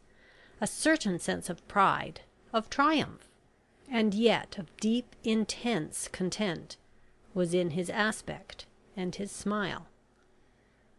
Mrs Ray Jefferson, her spirits still unimpaired by losses at poker, was the first to remark audibly on the change. "Why, Colonel," she said, "have you been having a Turkish bath? Guess you look as fresh and perky as if you'd taken a new lease of life."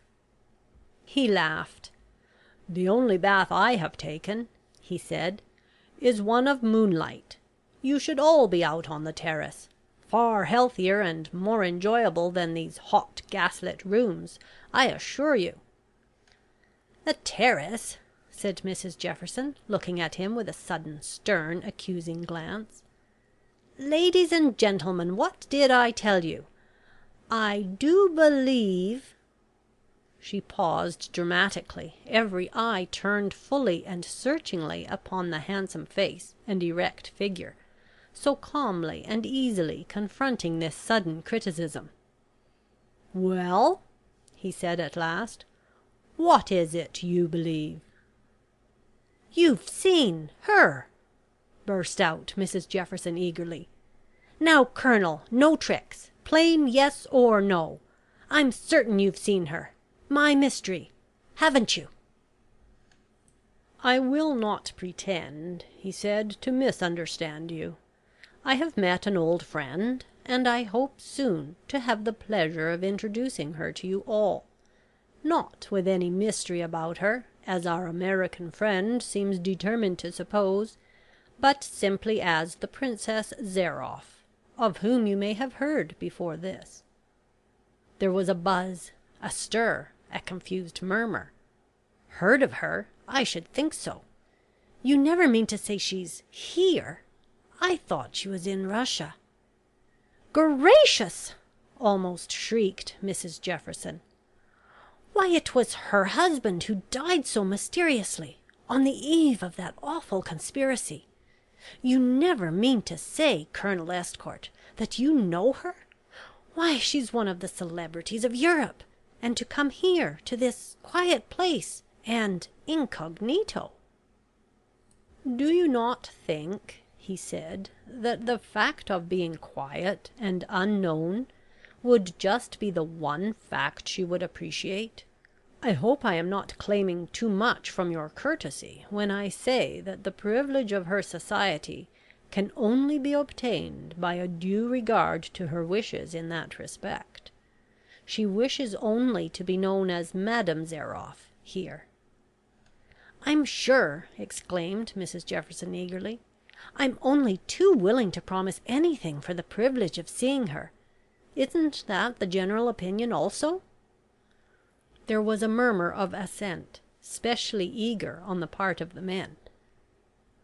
"I can only assure you," continued Colonel Estcourt gravely, "that you will not regret the slight inconvenience of repressing personal curiosity; for Madame Zairoff is a woman whose gifts and graces are of a marvellous nature, and calculated to delight the most critical society.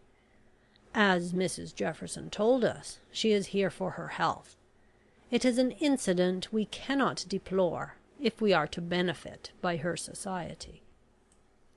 "You'd better all look out for your hearts, gentlemen," laughed Mrs Jefferson gaily and excitedly. "I assure you I don't believe there's another woman in the world like her. I've seen her under trying circumstances, and I give you my word of honour that a woman who can preserve any charm of personal appearance under the ordeal of a Turkish bath—" There came a discreet little cough from the neighbourhood of Mrs Masterman. The little American stopped abruptly. "I'd best say no more," she said. Then she laughed. "All the same, if you could only see us." Chapter 6.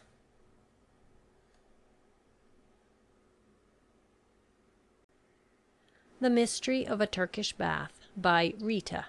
Chapter 7. Curiosity.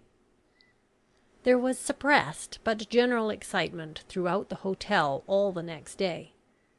Someone had caught sight of the Princess Zairoff, who had driven out after luncheon in a low open carriage with 3 horses harnessed abreast in Russian fashion, that went like the wind.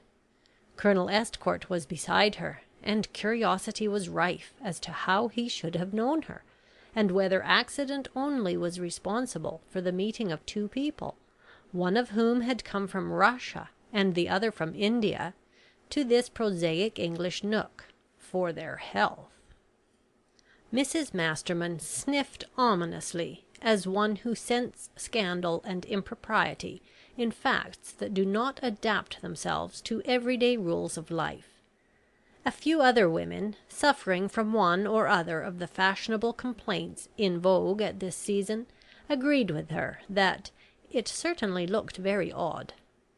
They did not specify the "it," but they were quite convinced of the oddity. It did not occur to them to reflect that there was not the slightest reason for any mystery on the part of the Princess, she being perfectly free and untrammelled, or that Colonel Estcourt had been singularly gloomy and depressed before Mrs Jefferson's graphic description of the mysterious beauty attracted his notice. There is a certain class of people who always shake their heads and purse up their lips at the mere suggestion of chance or accident having a fortunate or happy application. They do not apply the same train of reasoning to the reverse side of the picture. The bias of their nature is evidently suspicious. These are the minds that refuse to credit those little misfortunes of picnic and pleasure parties, by which young people lose themselves in mysterious ways, and get into wrong boats and carriages, and generally contrive to upset the plans of their elders, when these plans have been framed with a deeper regard for rationality than for romance. Mrs Masterman belonged to this class, which doubtless has its uses, though those uses are not plainly evident on the surface of life.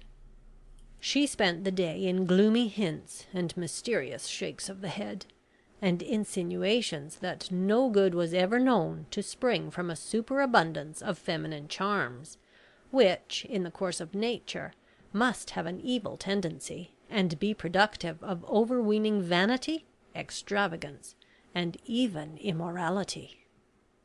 Still, even evil prognostications cannot quell the fires of curiosity in the female breast, and every woman in the hotel made her toilette with special care on this eventful evening, as befitting one who owed it to her sex to vindicate even the smallest personal attraction in the presence of rivalry. Colonel Estcourt was not at dinner, so his presence did not restrain comment and speculation, and the tongues did quite as much work as the knives and forks.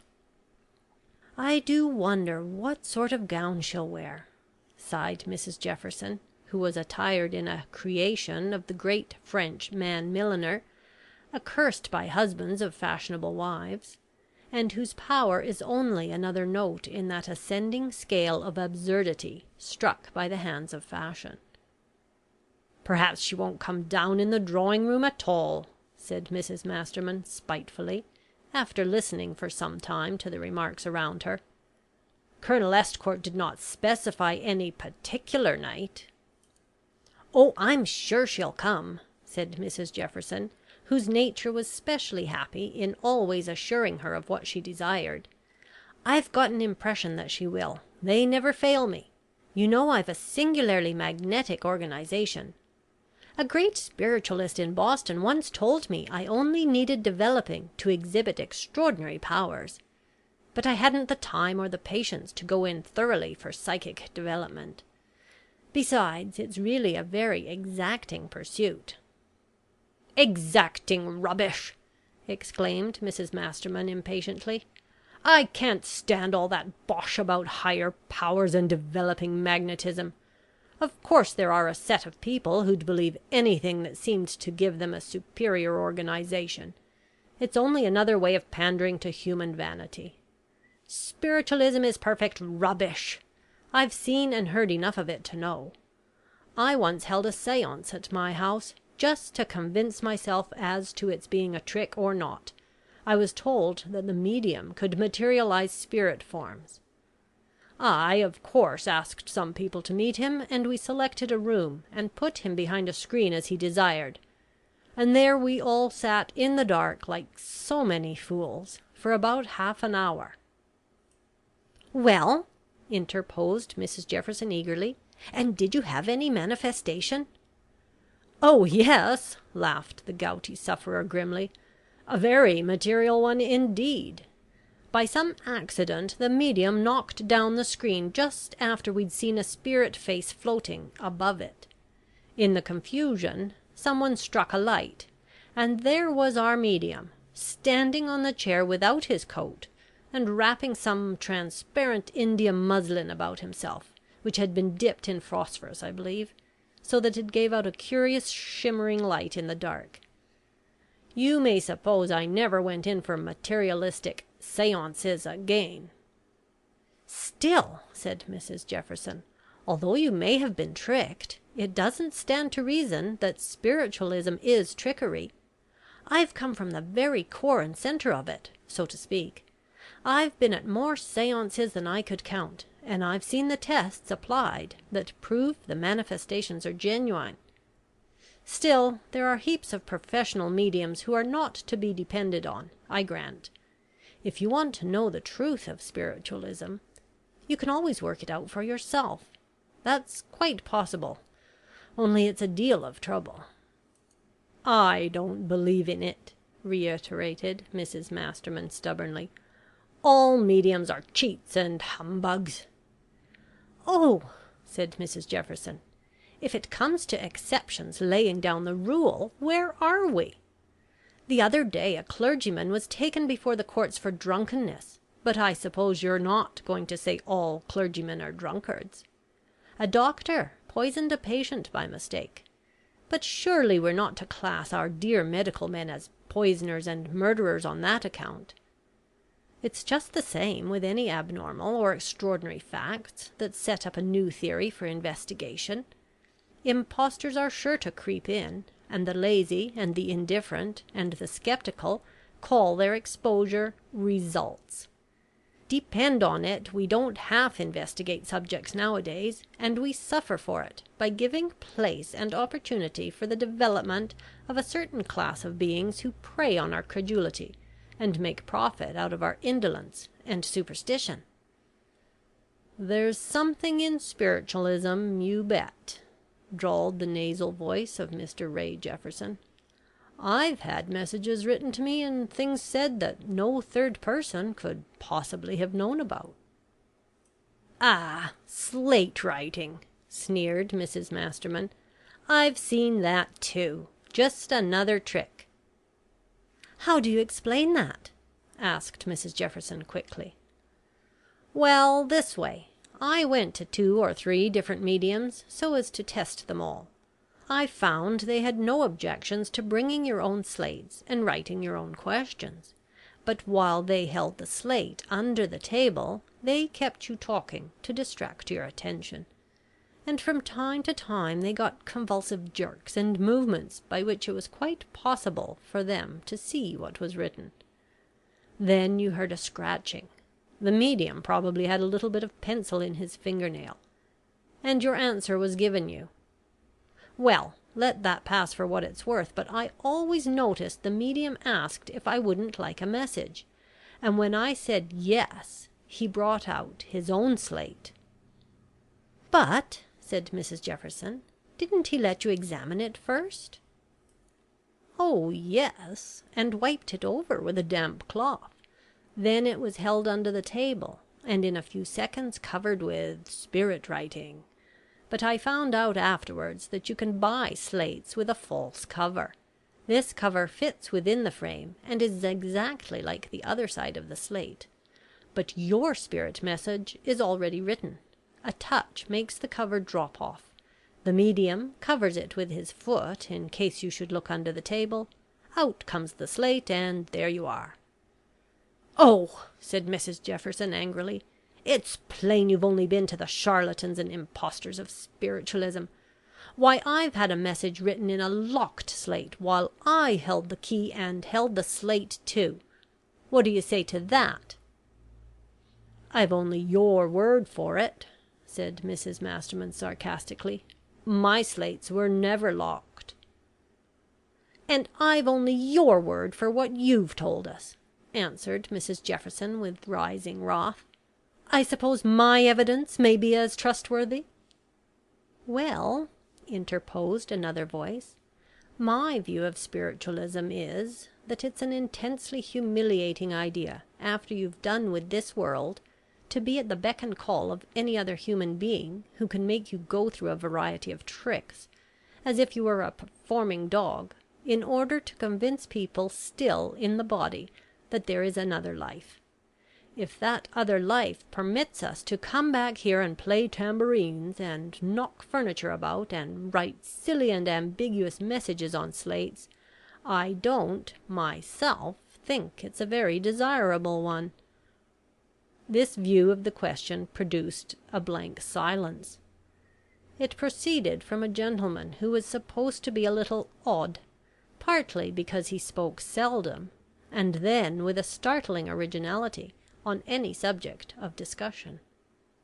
Mr and Mrs Ray Jefferson looked at one another somewhat dismayed. Mrs Masterman smiled triumphantly. The young poet murmured something vague about the inestimable beauty of sublime mysteries, but the subject was temporarily extinguished. The only side hitherto considered had been the phenomenal, and people, once the idea was originated, felt really inclined to think that, after all, when they quitted the earth plane, it would not be a very elevating prospect to find themselves dragged back to give seances and perform tricks like a French poodle, in order to convince their friends and relatives that they were still in existence. The conversation only went on in subdued murmurs, and presently there was a feminine move towards the drawing-room. Once there, the great subject as to whether Madame Zairoff would or would not appear that evening was again freely discussed. That it was an equally interesting probability to the sterner sex was soon made evident by the unusual alacrity with which they joined the circle.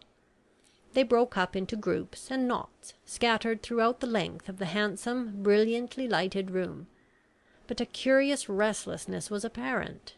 No one settled down to cards or music. Even the odd individual moved about and dropped cynical remarks along the route of his progress, instead of sitting down to backgammon, as was his wont. A few other misguided individuals, of the male sex, offered and accepted bets sotto voce on the chances of the unknown appearing. At last, when expectation had been strained almost to breaking point, it was set at rest. The doors were thrown open, and, lightly leaning on Colonel Estcourt's arm, appeared Mrs Jefferson's much talked of and beautiful mystery. End of chapter 7.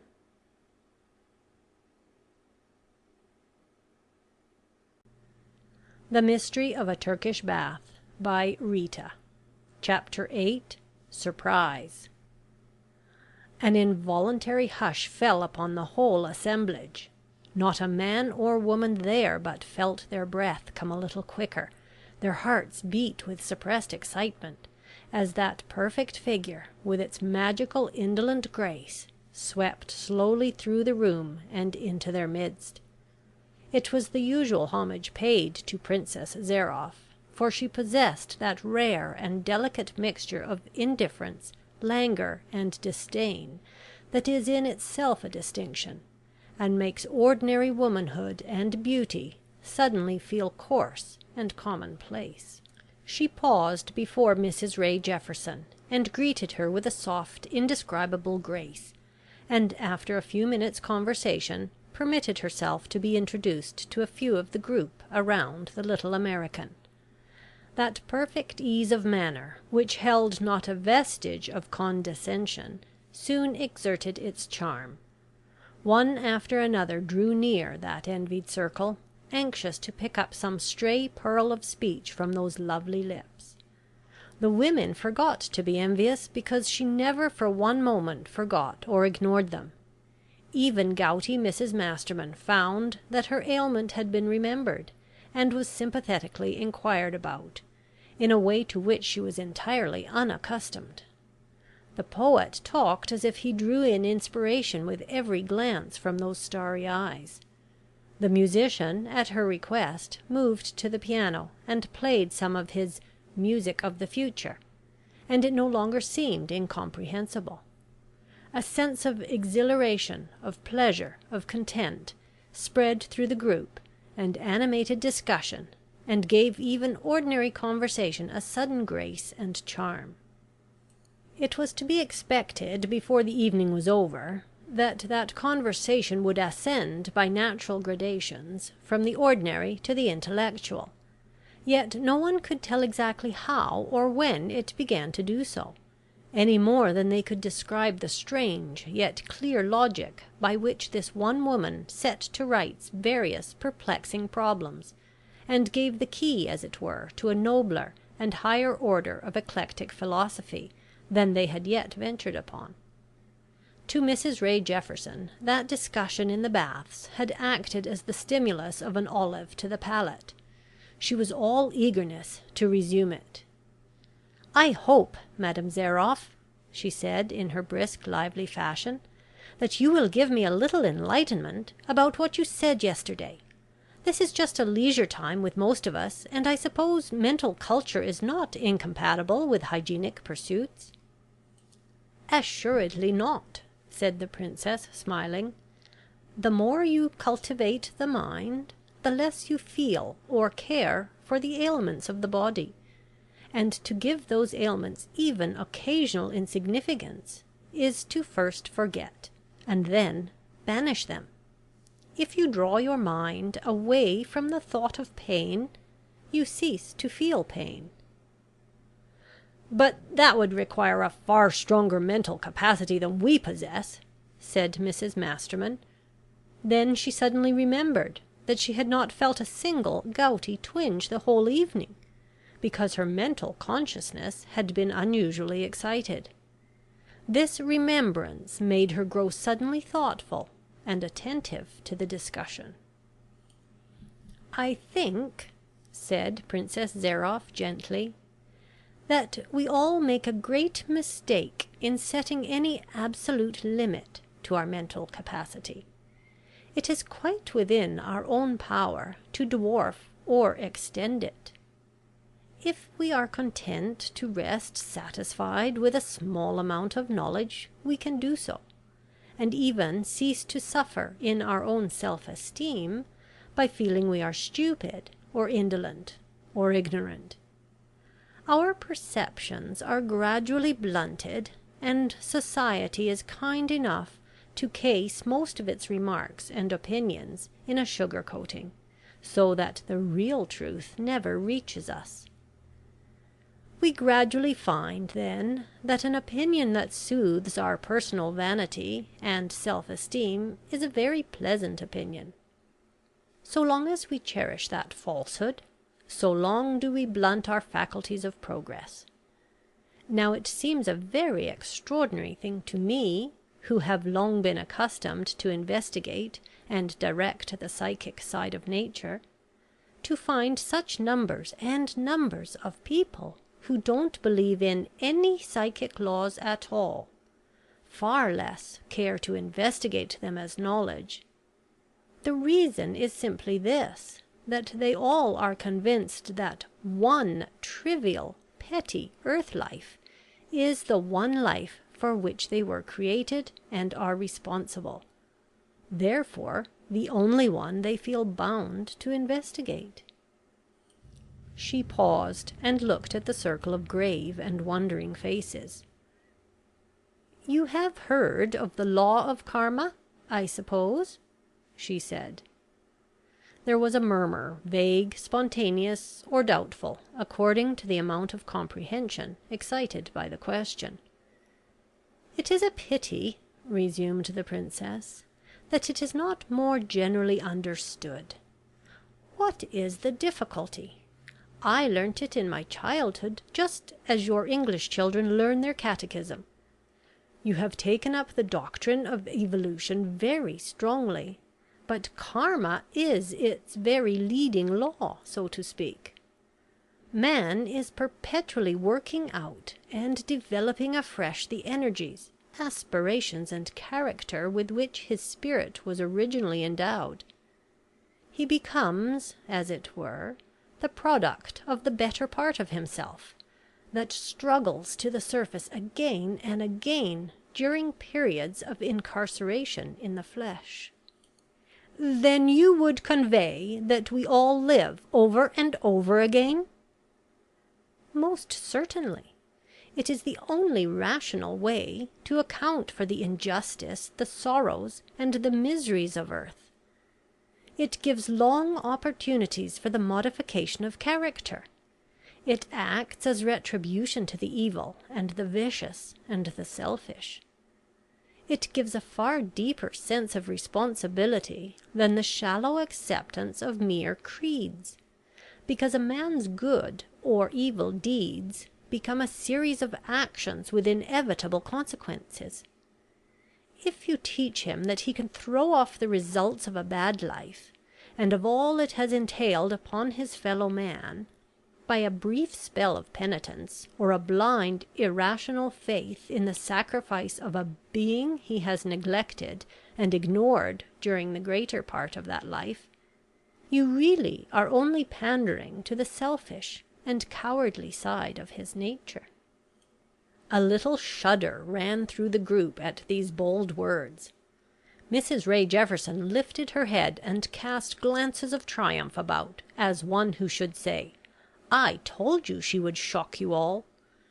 There was scarcely a man or woman there who did not attend church on Sundays, and who had not managed to make a comfortable compact between the tenets of religion and the demands of social and worldly pleasures.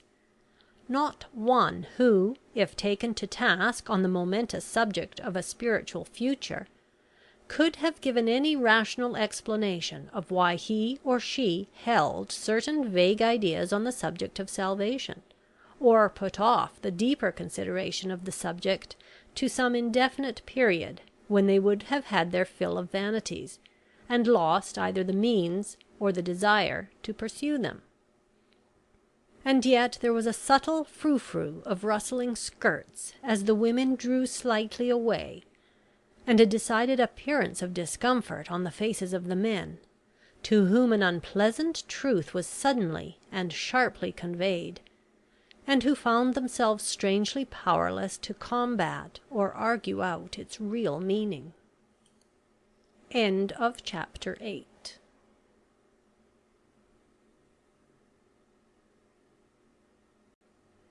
The Mystery of a Turkish Bath by Rita. Chapter 9. Discussion.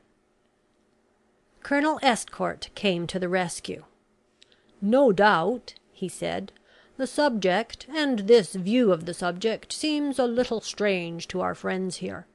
We must remember that they have not been accustomed to hear it freely discussed, as we have." "It is strange," said Mrs Jefferson, rallying her energies, "but we should not shirk its consideration for that reason. I quite agree with Madame Zairoff that people don't think half seriously enough of their real natures, the mysterious inner something which we all feel we possess, but whose voice we stifle in the din of the world. And yet," she added, sighing pathetically as she looked at the great Worth's creation, "the vanities are very pleasant. Why should we turn anchorites?" "There is not the slightest necessity to do that," said the Princess, smiling at the unuttered thought she had read in that glance. "Far from it. The gravest duties of life are generally those that meet us in the world, and are called forth by our actions in that world. All lives are not meant to be isolated, and certainly none for the whole period of earth life. A person would have to be very sure that he was free to cut himself adrift from his fellows, before he would even be permitted to do it." "Permitted?" echoed Mrs Jefferson rather vaguely. "But by whom?" "The teachers of occult science," answered the Princess Zairoff. "But who are they?" exclaimed the little American. "That I cannot tell you," she answered gravely. "They exist, and their influence is already beginning to make itself felt. But it would be a poor triumph to unveil the highest wisdom that humanity can ever learn, in order to satisfy the idle and the curious and the lovers of marvels. Those who desire to learn can always do so, but nothing is forced upon you, or even obtruded. I should not have opened my lips on the subject, had you not expressed a desire to hear something about it." "I suppose," said Mrs Jefferson eagerly, "you yourself are a believer in occultism?" "Madame Zairoff is a great deal more than that," said Colonel Estcourt. "She is one of its most earnest students and most ardent votaries. If you knew half of her marvellous powers, you would congratulate yourselves upon being permitted to receive her, unless, indeed," he added, with a questioning glance at the beautiful woman beside him, "she has a fancy to make converts." The men became eager of entreaties to her so made, but the women held back a little. Princess Zairoff, however, assured them that she had no intention of proselytizing. "It is quite true I am deeply interested in this subject," she said, "but I should be sorry to bore you all with my views, or the reasons for my holding those views. Psychic inquiry demands a great deal more than cursory study. There are many mysteries of nature that men have looked upon as enigmas, until patience and research have solved them for them. Then they marvel how they could have been blind so long. Magnetism, spiritualism, and clairvoyance have all their mystical, as well as their explicable side. It is only because they don't readily lend themselves to the comprehension of our material nature, that we try to scoff them into the limbo of absurdity and imposture." "Ah!" said Mrs Jefferson, Talking of clairvoyance, that I do believe in. I knew a colored woman in America. The way that woman would tell you things! It was enough to make your flesh creep. She'd just go quietly off to sleep, and you might ask her anything you liked, and she'd tell you, and it was all as true as possible." The Princess met Julian Estcourt's eyes, and smiled strangely. Mrs Jefferson caught the glance. "Perhaps," she said, "you're a clairvoyant?" "I used to be," she said, gravely. "Perhaps my faculties have grown blunted for want of use. They are far from being as keen as they were in India. However," and she smiled at the circle of faces, "I wonder if any of you would believe me if I told you what you were talking about at dinner time. First of all, you must remember your conversation could not have been betrayed to me by my friend, as he was not there, and that my rooms are on the opposite wing to the dining saloon. Well, you discussed different phases of spiritualism. This lady," she indicated Mrs Masterman, "gave her experiences of imposture. You," looking at Mrs Jefferson, "combated those experiences by your own, and this gentleman," she smiled at the cynical individual who was hovering on the outskirts of the circle, "silenced you all by reducing your theories to strong common sense facts. Shall I quote his own words? 'After the rate people have been running after spiritual phenomena, they are absolutely refreshing.' He said that it was an intensely humiliating idea to find oneself at the beck and call of any other human being when you imagined you had done with this life." "Good gracious!" almost screamed Mrs Jefferson. "But how on earth did you hear all this? It's positively alarming." "Well," said the Princess, still smiling at the pale and conscience-stricken faces, "you see I have a faculty, shall I call it, that enables me to hear and see anything I am curious about or interested in. I don't believe I could even explain how I do it, but it seems easy and natural enough to myself.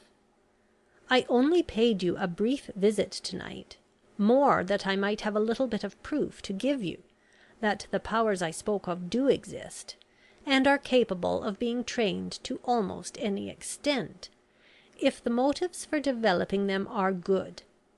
Have I convinced you?" She rose as she spoke, and stood facing them in her beautiful indolent grace.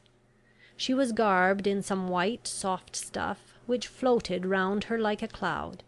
The wide hanging sleeves were lined with faint shell-like pink, and fell away from her bare lovely arms to the hem of her floating draperies.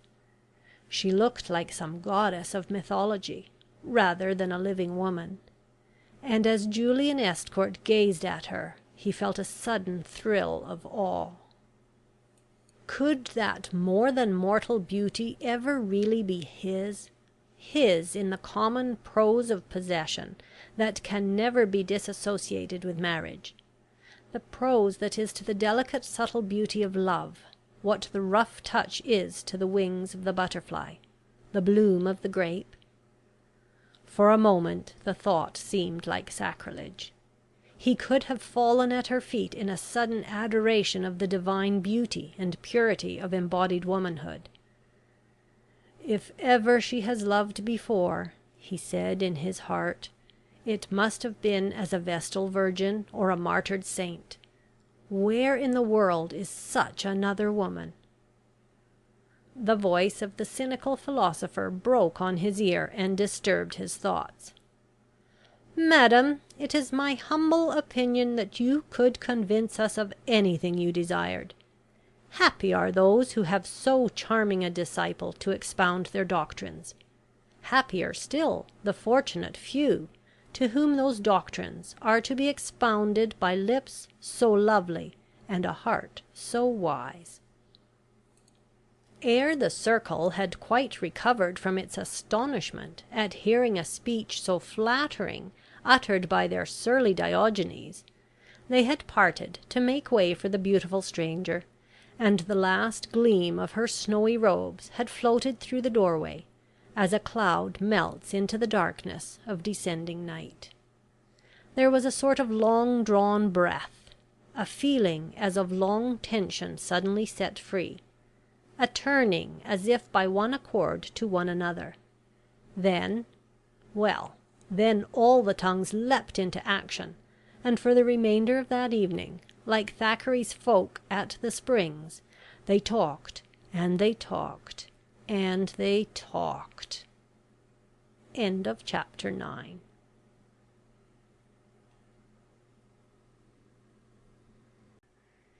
The Mystery of a Turkish Bath by Rita.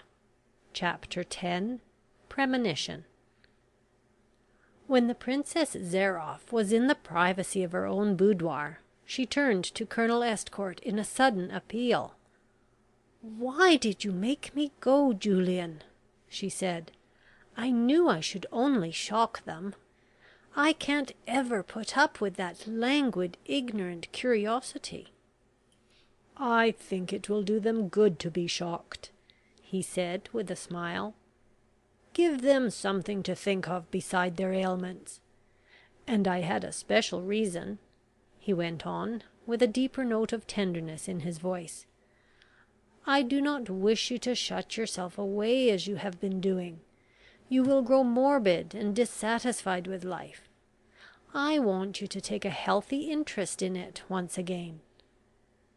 She had thrown herself on a low cushioned lounge before the bright wood fire. He took a chair beside her.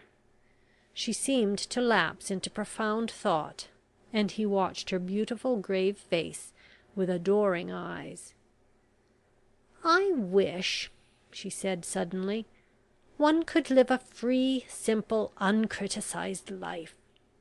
Do you remember the old days among the wild hills?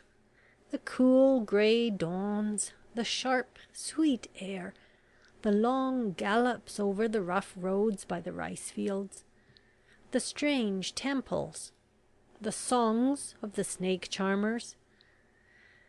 Ah, we were happy then, Julian, happier than we ever realized."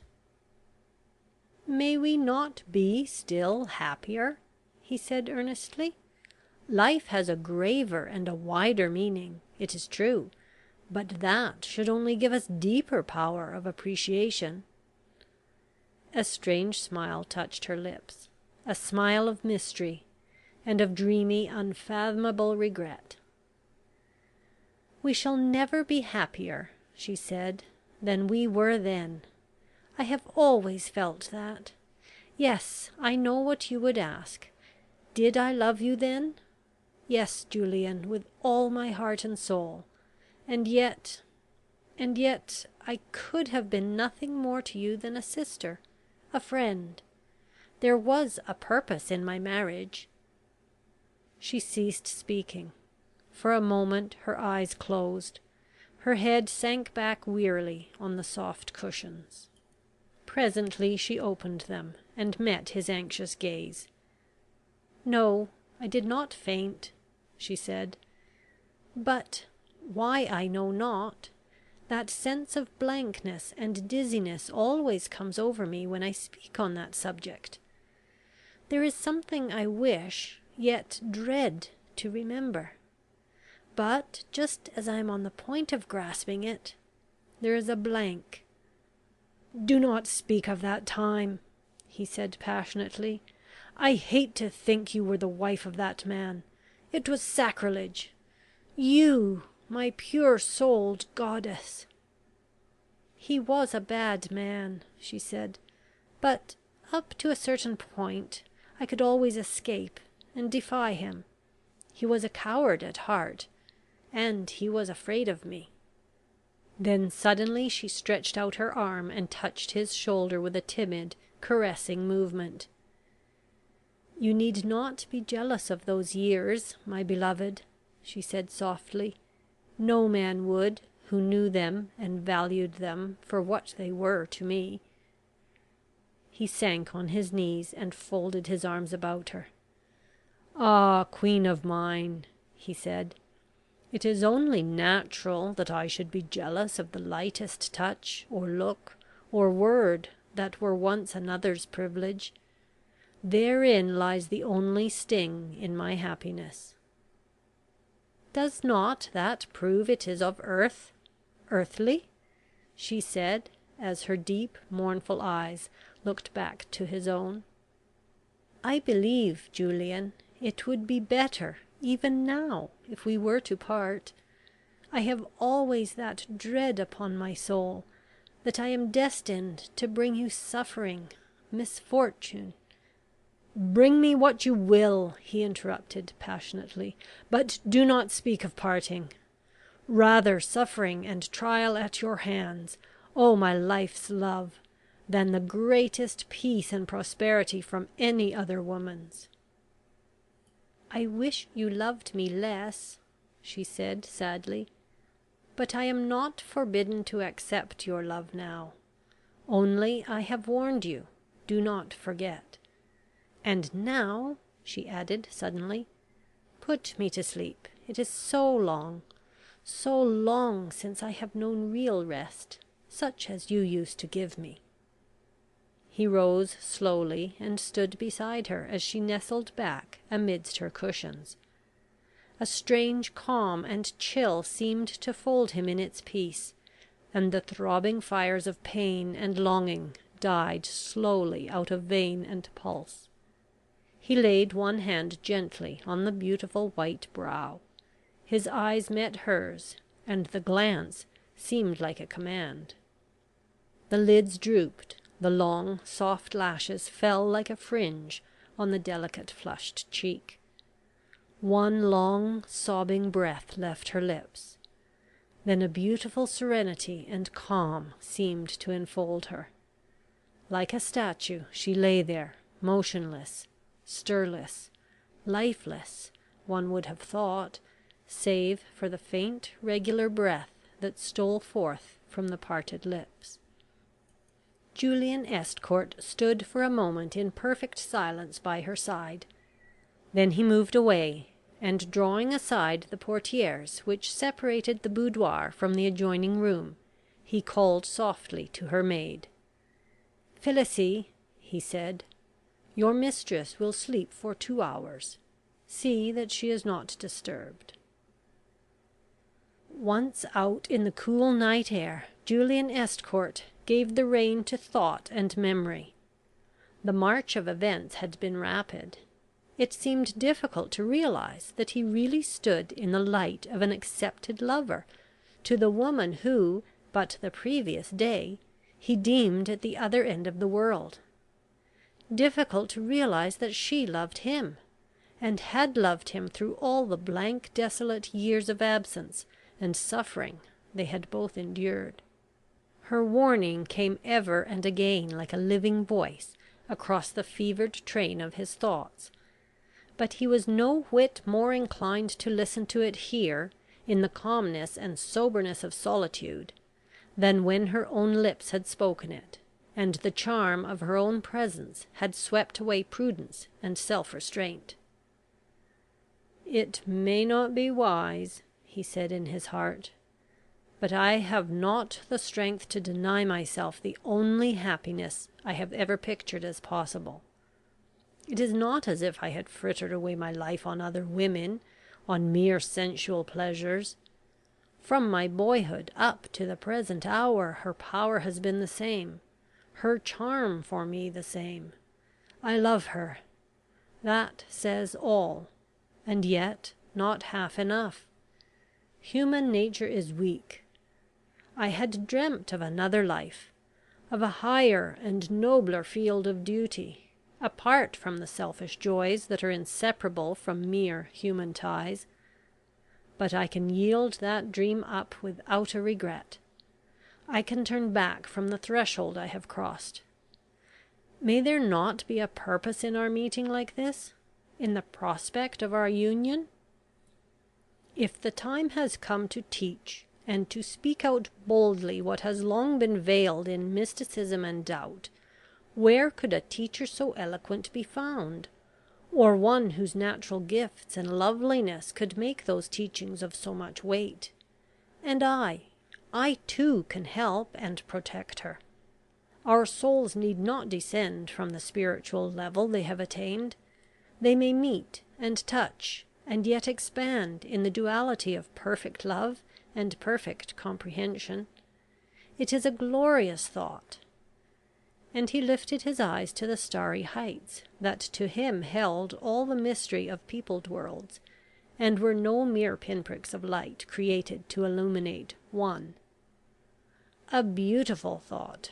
God grant it may be realized.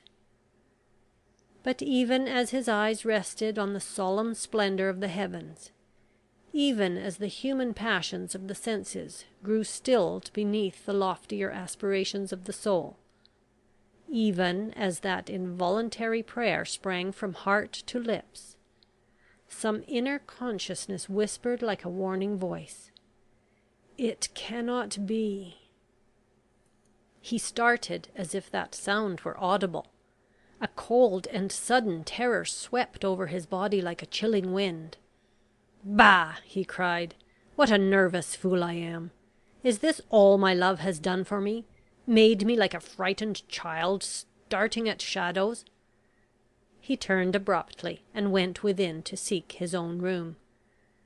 It was just midnight. Lights were being extinguished in the public rooms and corridors. Silence and sleep were settling down upon the vast building. Colonel Estcourt exchanged his evening clothes for the comfort of dressing gown and slippers, and then threw himself into an easy chair before the fire, which was blazing brightly and cheerfully in the grate. It was the conventional hotel bedroom. A dressing table stood in the window. The bed, curtained and draped, looked inviting in its corner. A lamp stood on a small table littered with books and papers. An array of pipes and cigar holders were strewn carelessly on the marble mantelpiece. A sense of brightness and commonplace comfort permeated the atmosphere, and were sensibly soothing after the chill of the cool December night. He took a cigar from his case and lit it, and threw himself back and smoked at his ease. As he did so, he heard a clock in the distance strike the 1/4 midnight. Mechanically he counted the strokes. "She will wake now," he said, half aloud. The sound of his voice startled himself in the stillness of the room. As its echoes died away, he glanced nervously round. Then his face paled to the hues of death, his eyes dilated. Midway in the room a veiled misty figure seemed to float, transparent and yet distinct, and he saw its arms stretched out towards himself with a sudden impressive gesture. He tossed the cigar into the grate, then bent his head as if in submission. "Is it the summons? At last?" he said faintly. If answer there was, it was audible only to himself.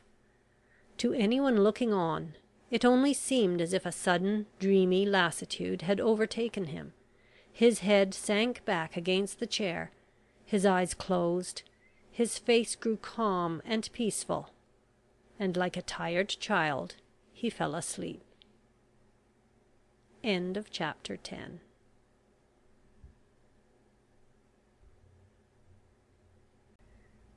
The Mystery of a Turkish Bath by Rita. Chapter 11. The Dream. As Julian Estcourt's eyes closed, it seemed to him that with a sudden sharp spasm of pain he tore himself away from that sleeping sentient portion of humanity which was his representation, and then, without effort or consciousness of his own, he seemed floating swiftly along over a dark and misty space. A great sea tossed and moaned beneath him.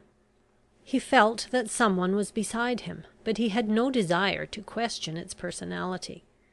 Now and then lights flashed through the dusky shadows which enveloped him, and as they flashed he saw vivid pictures of plains and cities and mountains. Over one such city, bathed in the clear lucid flame of the full moon, he seemed to pause. He saw bridges, piles of buildings, dark flowing canals, a strange medley of streets, some broad and beautiful, others dark, narrow, and pestilential, reeking with the fumes of dram shops. There was snow on the ground. Sleighs were gliding swiftly to and fro. People spoke but seldom. An air of restraint, of fear, of rebellion impressed him, as the furtive glances and brief whispers became pregnant with meaning. Gradually, as he moved through the hurrying crowd, he was conscious of a name constantly on their lips.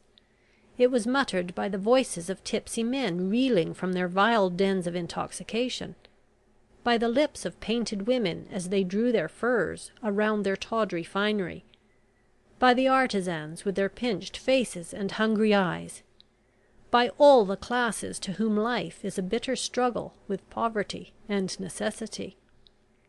To and fro he seemed to move, without haste, and yet with the rapidity of thought. In the magnificence of gilded saloons, in the snow-covered street, in the haunts of poverty and vice, always and always that one word was tossed to and fro in every accent of hate and opprobrium. And when in wonder he turned to the shape floating still beside him, and would have questioned the meaning of that word, it stayed the question on his lips with a mute gesture of silence. Then, strange to say, he seemed to gather into his own consciousness a sense of deep, implacable hatred, a hatred that thrilled the air as with poisoned breath, and beat in the pulses of living men to whom existence was brutalized by tyranny and vice.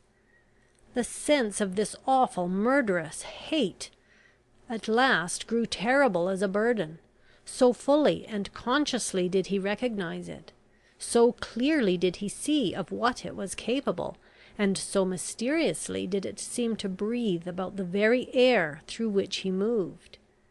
It filled the pulses of the night with a horror from which he shrank aghast. It stretched a blood-red hand over the white drifts of unsullied snow. It painted out the brilliant hues of luxury, and threw yet darker shadows over the sad homes of want and misery and crime. And more he strained every nerve to catch the meaning of that word which was its embodiment, and again he failed. Suddenly the scene changed. He was in a poor chamber, barely and miserably furnished. It lay in the centre of a pile of buildings facing a half-frozen canal. It seemed to him that the building consisted of hosts of small tenements, all swarming with human life. But he had passed up the common stairway seemingly unnoticed, and entered this special room. It was tenanted by two people: an old woman of some 80 years, with a thin worn face and grey hair banded over her hollow temples. She was thinly clad, and had an old tippet of yellow fur over her shoulders. She sat near the stove. Before her stood a young man in the dress of a Petersburg student. They were talking low and earnestly. Again that word reached him. Again the full sense of its meaning eluded his grasp. Suddenly the comprehension of the scene became clear to him. He saw they were mother and son, that he was relating some incident to her with a suppressed enthusiasm that yet made itself audible in his deep thrilling tone, and visible in the glow and sparkle of his eye. "She is an angel," he said at last. "We do well to trust her. But what a risk! Think of it, mother. 500 lives, and only a few hours to decide their fate." The woman's face grew white. Her feeble limbs shivered as with an ague fit. "My son," she moaned. "My only one." and you too may be sacrificed. Oh, unhappy country, unhappy fate that makes it ours! But you are right. The princess is an angel of goodness. She will save us. She has said it." They both turned involuntarily towards a small image, before which a lamp burned. He saw them kneel hand in hand before it. Then the room faded into darkness. He was in another place now. A sense of luxury, of perfume, of dreamy warmth, and then he saw, opening before him in a vista of exquisite colour, a suite of softly lighted chambers. They seemed to glow like jewels, each perfect in the richness and loveliness of its setting, and at the farthest end of one of them a woman reclined on a couch of white furs. She was wrapped in a loose gown of thick white silk, bordered also with snowy fur, and her lovely hair was unbound, and fell in a long trail of dusky splendour over the colourless purity of her surroundings. Her eyes were wide open and full of a fear that was almost horror, and, as if to account for it, he seemed suddenly to hear, coming through the fragrant stillness of those virginal chambers, the dull heavy step of a man. She raised herself on one lovely bare arm. Her hand went to her heart. Then slowly her eyes were upraised as if in some dumb prayer for strength. A strange frozen calm came over the perfect features. The face looked as if carved in marble. Nearer and nearer came the heavy step, reeling and uncertain now, yet stumbling with drunken obstinacy towards some goal to which the leaden senses pointed their brutal desires. Up to this time Julian Estcourt had only been conscious of a passive blind submission to the force controlling him. But now power seemed to thrill him, desire seemed struggling to life, the will awakened from its lethargy, and a godlike strength and force seemed to spring into life, held in check but for a moment, as the increased vigilance of sense bade him watch yet a little longer. With breath reeking of drink, with bloodshot eyes and reeling step, the satyr entered. Yet so great was the spell and charm of that womanly purity and dauntless pride, that even lust and tyranny sank abashed on the threshold, and a certain shame and hesitancy were visible in the flushed face and bloodshot eyes. "Why are you here?" asked the woman calmly. "Have you mistaken your way?" "No." And the intruder advanced with sudden boldness. "I have come to ask if you are still of the same mind, still intent on destroying your friends." His laugh rang out mockingly. "Fine friends, truly, for a Princess Zairoff! I gave you till tonight. Come, which is to be sacrificed? Your womanly scruples, or the 500 lives you have fooled into security?" Then she sprang to her feet, a statue no longer, but a living, passionate woman. "I have borne enough!" she cried. "Beware how you tempt the power that has been strong enough to keep me from you all these years. Beware, too, how, once again, you stain your soul with innocent blood. Thousands of voices are crying against you even now. Thousands of years of suffering on your part will not avail to buy you peace in the future. I have prayed for these unfortunates. I have begged their lives at your hands on my very knees. Do not tempt me too far. I say again, you do not know what it is you do." He laughed brutally. "I know," he said, "that you shall pay for their lives, or sacrifice them. I have waited long enough. I am sick of hearing men rave about your beauty, and feeling that that beauty is no more to me than if I were a beggar at my own gates." "Do you forget," she said solemnly, "the compact we made?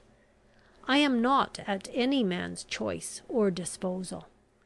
My life has a mission to accomplish, and you, with all your brutal desires and evil passions, cannot turn that life from its destined purpose. Do not forget the warnings you have already received." So beautiful she looked, standing there in her floating snowy draperies, with her solemn mysterious eyes fixed upon that sullen lowering face. Beautiful and mysterious as some vestal priestess defending the secrets of her order. But that beauty for once seemed less to subjugate than to inflame the evil desires of that lower nature to which it was bound. "I will listen no more to vague threats," he said fiercely. "I have paid a heavy enough price for you. I mean to enjoy my purchase. See, here is the list. They are fairly trapped. A word from you, and they are safe, these impatient fools. Keep silence, and the knout, the mines, the slow torturing death of Siberia awaits them all. Now, once again, your answer?" He drew nearer, his eyes aflame, his arms outstretched. Then a change, wild and fearful, as that of the tropical tornado to a southern landscape, swept over that lovely form. Her eyes flashed, her figure seemed to dilate. Slowly she raised her arm, and stretched it towards that brutal ravisher. Struggling, panting, tearing as it were against a power that bade him hearken to that terrible answer, Julian Estcourt cried, or seemed to cry aloud, in an agony of entreaty. Then a rushing noise as of an unloosed torrent was in his ears. A dull confused pain beat like clanging hammers in his brain. His eyes opened, and he found himself bathed in the cold sweat of more than mortal terror, lying face downwards on the floor of his own bedroom. In a blind, dazed fashion he struggled to his feet, and rushed to the window, and let the cool night air blow over his face. Every limb was trembling. He could not think with any clearness. In some dim, unconscious fashion he groped for his watch, found it, and looked at the time. 1:15. Only an hour had passed. An hour, and he felt as if centuries had swept over his head in the vivid horrors of that awful dream. "But it was only a dream," he cried aloud, drawing in deep panting breaths of the pine-scented air. "Oh, thank God! Thank God it was only a dream!" And he sank on his knees and sobbed like a child in the starlit solitude of the night. End of chapter 11.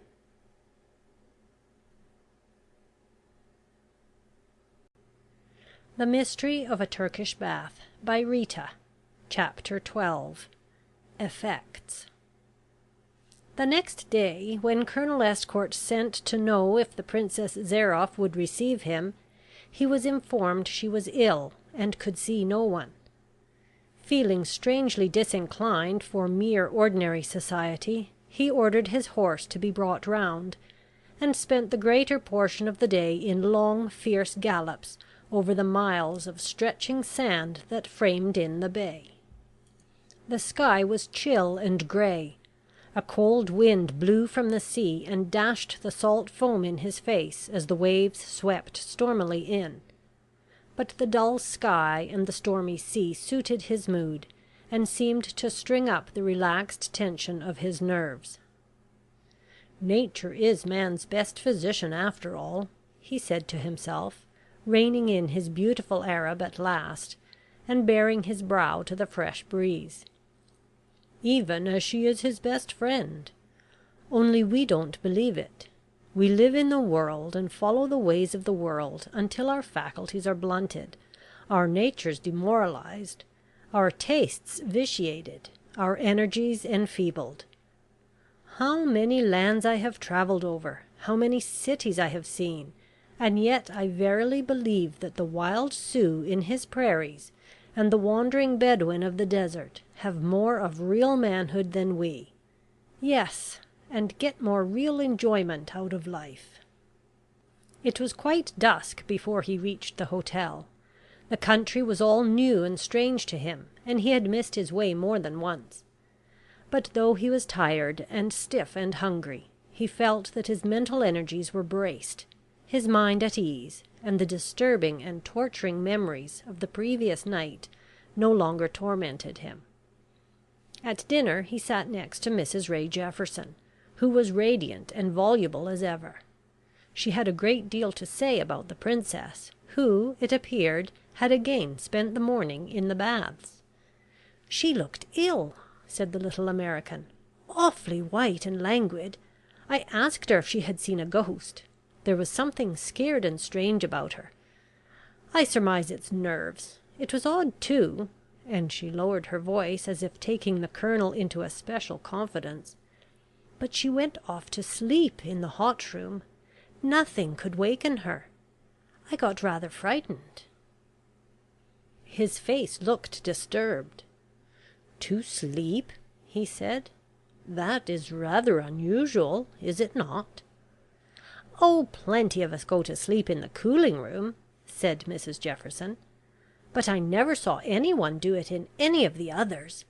She was talking to me, and then quite suddenly she said, 'I feel sleepy. Please do not speak. I shall wake in a quarter of an hour.' And so she did." "You did not try to waken her, I suppose?" asked Colonel Estcourt anxiously. "Well, I did, but it was no use, so I let her be. I saw she was all right, because she breathed naturally and her heart beat quite regularly. Still it seemed odd. I asked her maid afterwards about it. She's a pretty little Frenchwoman, and always waits in the cooling room for her mistress. But she didn't seem to think anything of it. She said she very often does that, and it is best not to try and waken her. I must say she seemed very much better afterwards, brighter and more alert. What a lovely creature she is!" she added enthusiastically. "I suppose you know you're the most envied person in the hotel at this present moment." He smiled, but his face still looked anxious and disturbed. "Because I have the privilege of being her friend?" he said. "Well, I am not going to deny that it is a privilege, a most enviable one." "I should think," said Mrs Jefferson meaningly, "it is also one that has its dangers." The calm grey eyes met her sharp inquisitive glance, but were utterly unrevealing. "I will not affect to misunderstand you," he said, "but there are men who covet danger for its own sake. They may seem foolhardy, but they are only accountable to themselves for the risks they run." "Well," said Mrs Jefferson warmly, "I'm only a woman, and yet if it's possible to fall in love with one of my own sex, I've done it. She's perfectly charmed me. I can't get her out of my head for a single moment. It's not only her wonderful beauty, but her mind. As for our poet," she added, laughing, "he's quite gone. He's done nothing all day but moon about under the pine trees, writing sonnets, I guess, and hoping to catch a glimpse of her. All useless. She's not left the hotel to day, and I suppose she'll not favour us to night." Colonel Estcourt was silent. Conversation was more or less general, but it sounded vague and unmeaning to him. He heard a voice on his left holding forth with energy, but he did not heed it until Mrs Jefferson touched his arm and whispered an entreaty. "Do listen," she said. "It's Diogenes. Isn't he coming out?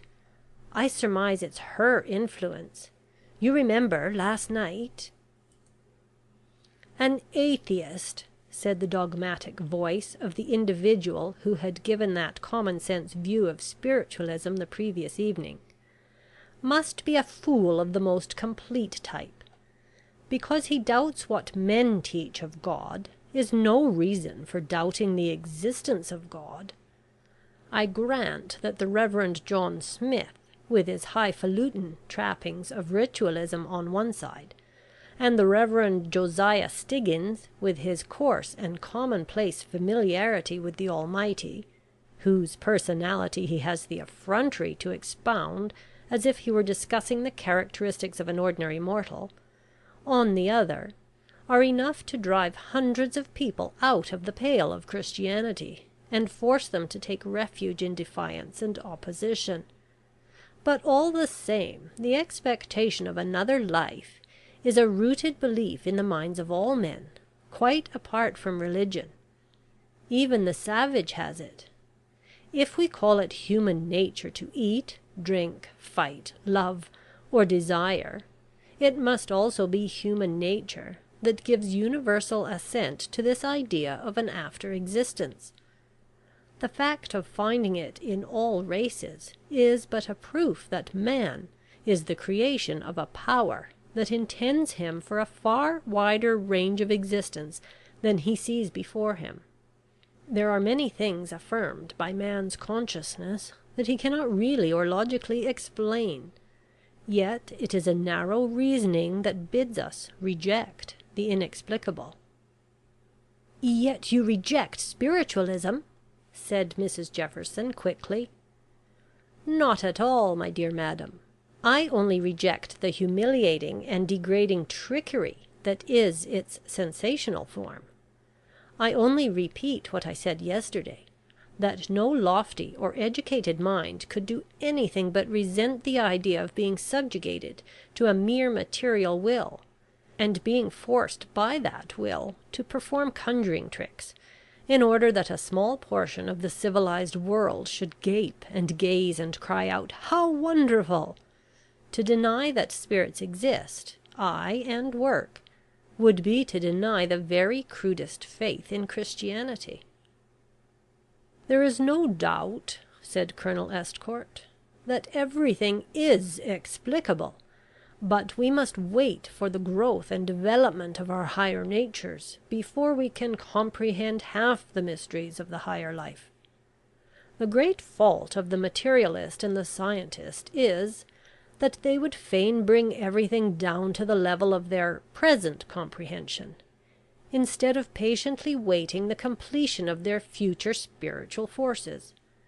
It is quite evident that we are not meant to attain our full mental stature on the earth plane, or what would be left to achieve in the countless ages of immortality.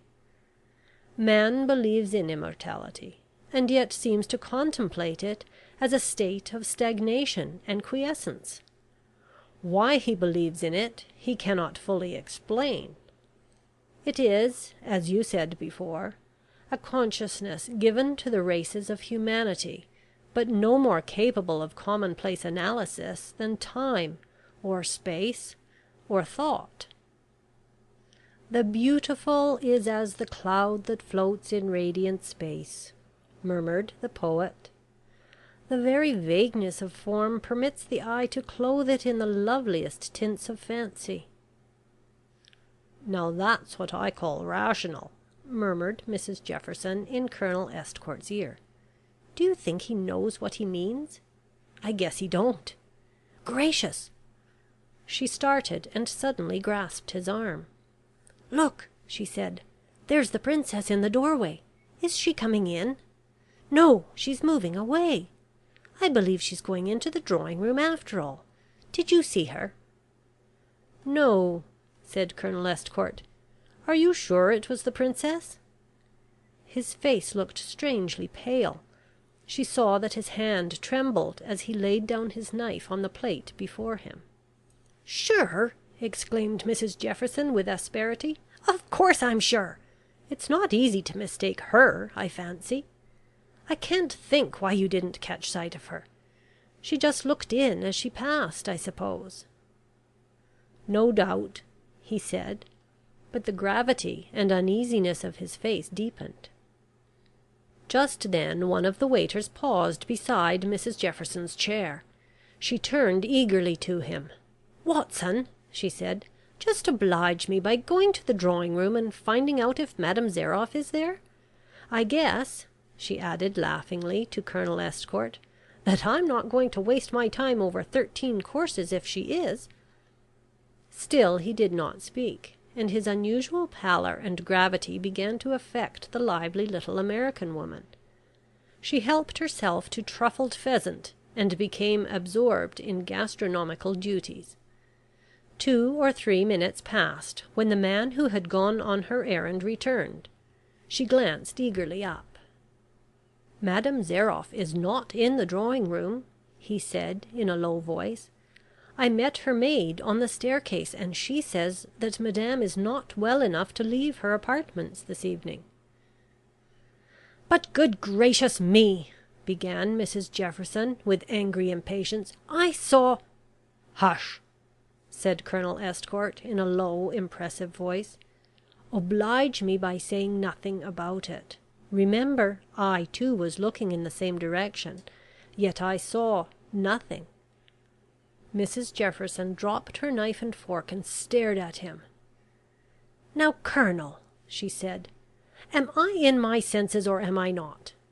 I've only had iced water to drink.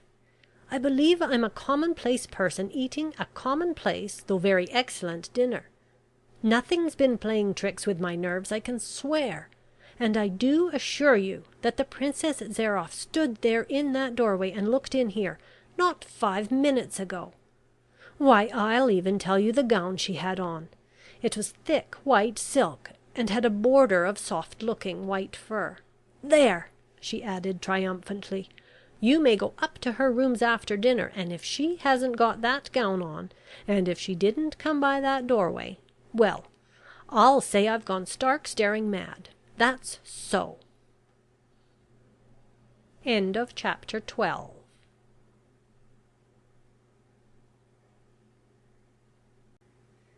The Mystery of a Turkish Bath by Rita. Chapter 13. A Promise. Just as the ladies had left the dining room, a note was put into Colonel Estcourt's hand. He opened it, and read the 2 brief lines it contained. "I will see you in my boudoir when you have finished dinner." He pushed aside the glass he had just filled, and left the table at once. He knocked at the door of her room, and the low sweet voice that bade him enter thrilled his heart with its accustomed sorcery. He opened the door, but as he stepped across the threshold he suddenly paused, and for a moment it seemed to him that his heart ceased to beat. Was it only chance that reproduced the dream scene of the previous night? For the suite of rooms were thrown open, and through the delicate amber tints of the satin hangings gleamed the faint rose hue of lamplight, paling into opal in the farthest chamber, but giving to all the soft and glowing colouring he remembered so well.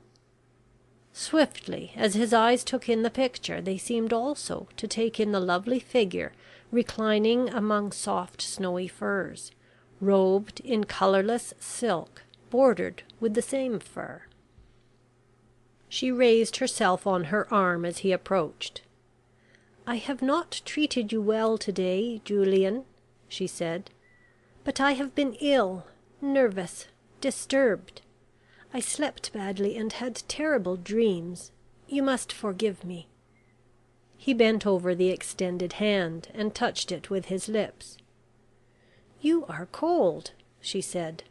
"What is the matter?" "I too had a terrible dream," he said. "I suppose the effects are still upon me."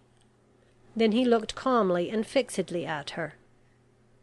"You were downstairs a few minutes ago," he said. "Why?" She looked surprised. "Did you see me?" she asked. He shook his head. "No," he said. "It was your American friend." Her face grew thoughtful. "Then the power is coming back," she said. "I wonder why." He seated himself beside her. "Of course," he said, "it was not really yourself." "I have not left this couch for 3 hours," she said. "All the same, I wanted to have a peep at you all." "I hope you will not exercise that power too frequently," he said. "You know I never liked it." "I know," she said, smiling up at his grave face, "that you were always afraid I should not come back from my flights, but I always do. They send me, very much against my will. Still I must obey." She sighed. Then, after a moment, she put out her hand with a caressing little gesture. "What was your terrible dream?" she said. "I see it is troubling you still. You are distrait and absent. Tell me." He touched the white hand with his lips. "I would rather not," he said, "because you were concerned in it, and it seemed as if you were trying to reveal something, or show me something that I dreaded to see. It was in fighting against seeing it that I awoke." She started from her reclining position and fixed her eyes on his face.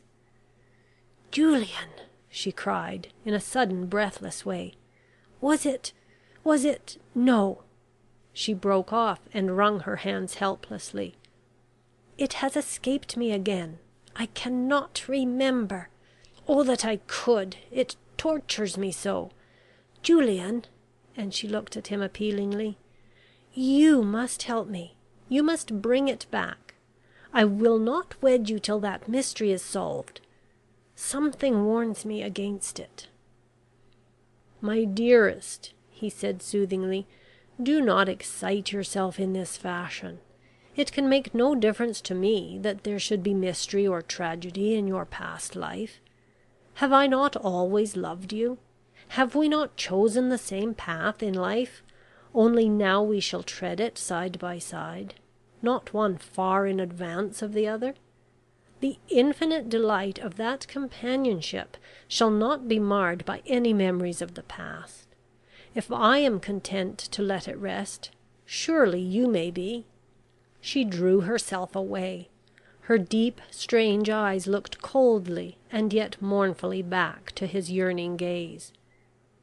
"You were never a coward, Julian," she said. "What is it you fear now?" He threw himself on his knees by her side, and buried his face in the soft white furs. She saw that he was trembling greatly. "I cannot tell," he said hoarsely. "Would to God that I could! But if you should change, if you should repent, oh, to lose your love now would kill me." She laid her hand on his bowed head. "Rest assured you shall not lose that," she said, in her low thrilling voice. "No, Julian, that is not the danger. It threatens me, not you. There will be no change on my part, not so far as my love is concerned. Will that assurance satisfy you?" "You need not ask that, beloved. But why disturb our peace? If I am content..." "There must be no secret between your soul and mine," she said solemnly. "For what, think you, is your power granted, but that I may answer to it, that I may lead you on the road, and that you, for me, may throw open the portals?" "In the future," he said eagerly, "I am content to do your will. But not now, not to draw the veil from our buried miseries. Let them be as dead things, out of sight and mind." "You know," she said, "that nothing dies. Not a life, or an act, or a thought. You may put the past out of sight, but it lives still, lives in its hidden crimes, its secret sins, its evil and its good, lives to haunt and shape our future. Let that future dream as it will of forgetfulness." He rose from his knees. His face was still pale, but his eyes glowed like living fire. "When will you wed me, Estera?" he asked abruptly. The soft colour flushed her cheek. Her eyes drooped. "My heart is yours," she said. "My life lives but in the shadow of your own. Why should I withhold this poor gift?" She placed her hand in his, and let him draw her to his heart. "I will wed you when you will," she said, "but only if you yield to my condition. It is an easy one, Julian. Why do you fear?" Ah, why? He could not answer that question to his own heart, much less to hers. He could not paint the shuddering horror which had forced him to veil his eyes and shrink aghast from that last scene in his dream. Yet when he looked down on her in her pure womanly beauty, and felt the clinging tenderness of her arms, and knew that among all the world of men who had worshipped and wooed her, he alone had kept his place and awakened a response of tenderness, he felt his heart thrill and glow with sudden strength and pride. "It shall be as you wish," he said. "On the night that heralds our bridal morn, I promise, if my power be still the same, that I will do your bidding." She lifted her face. It was radiant with a strange, mysterious joy. "At last," she said brokenly, "at last I shall know. Every page of my life will be clear. Heart to heart, soul to soul, so we shall stand, oh beloved, you and I, with senses purified, with no secret unshared, with spirits unfettered and souls at rest, so shall we greet our bridal morn. For this did I brave the ordeal. For this have I faced almost the bitterness of death. But the trial is almost over. The goal is almost reached. Go now, my life's beloved, lest indeed my heart should break beneath its weight of joy. Go, but fear not. I am yours for ever in the life we know, and in the deep unknown beyond I shall claim you still. End of chapter 13.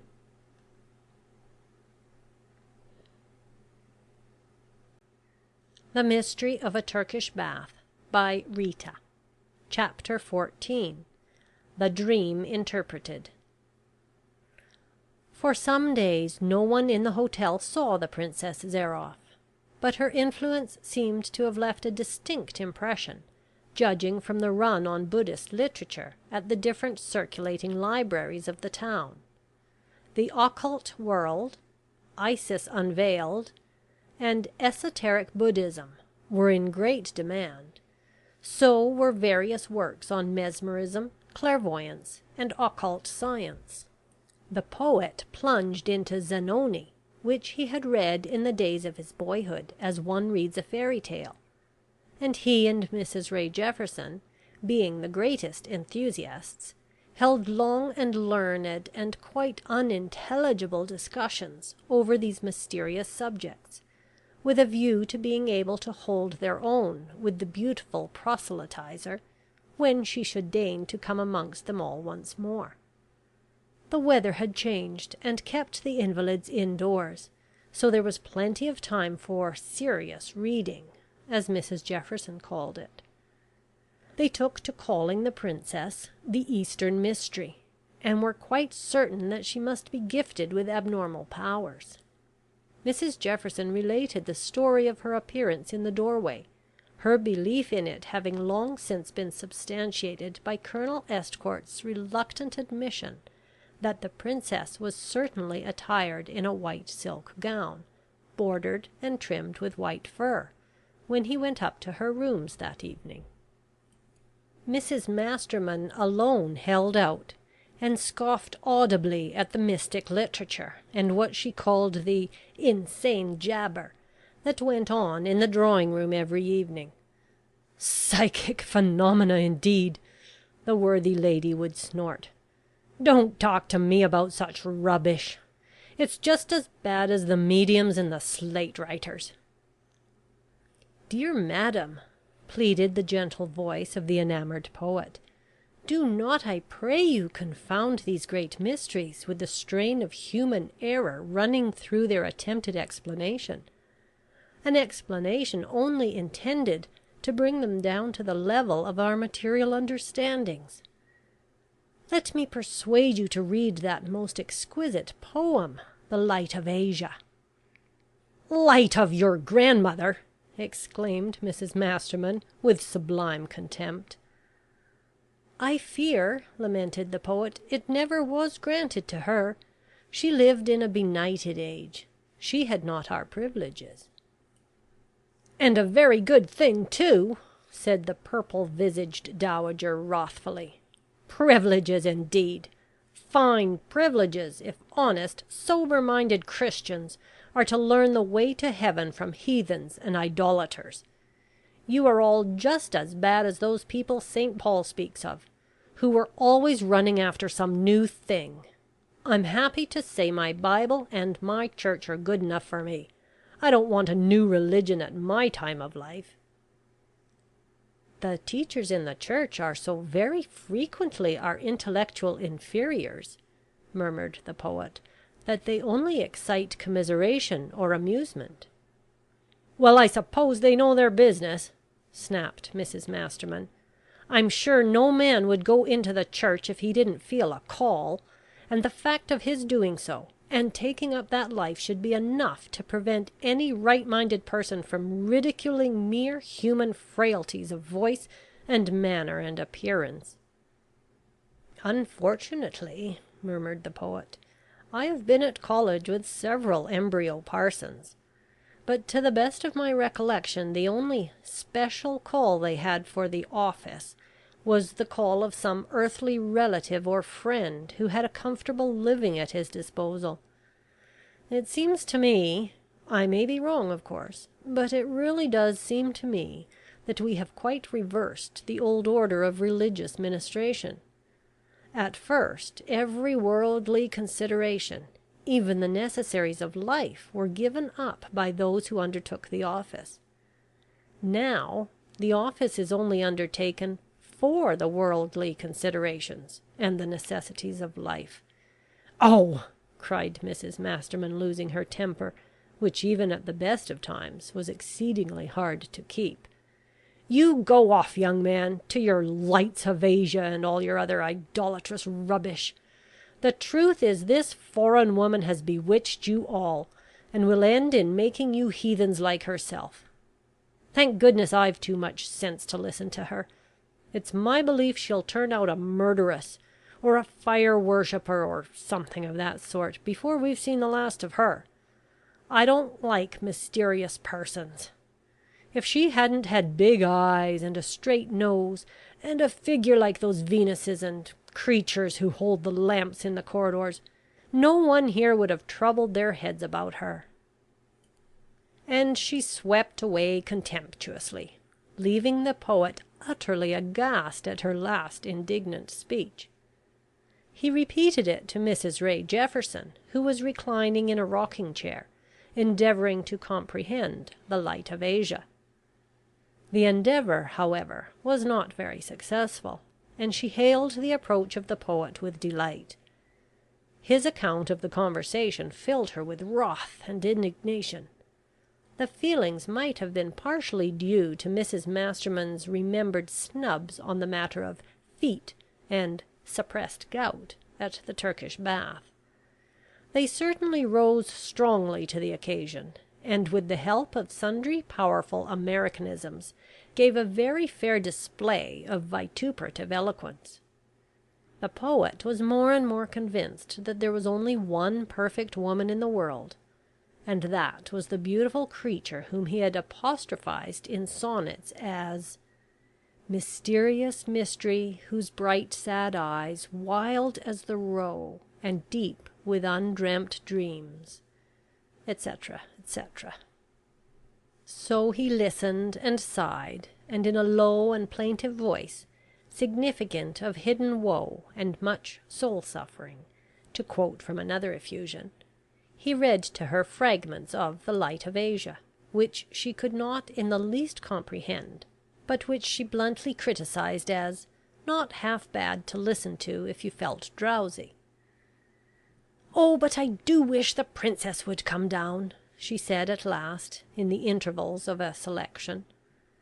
"I've such hundreds of questions to ask her. Seems to me she dropped the seed in pretty fruitful soil the other night, for we're all just gone on occultism. Only we don't know anything about it. Ah, there's Colonel Estcourt. I'll ask him if it's possible to have her down this evening. I don't mind which body she comes in, the astral or the ordinary. In fact, I think I should prefer the former. Colonel," she called out, raising her voice, "come here. I want to speak to you." She put her request to him as he obeyed her summons, and put it with an earnestness and fervour that showed it was sincere, and not the formula of idle curiosity.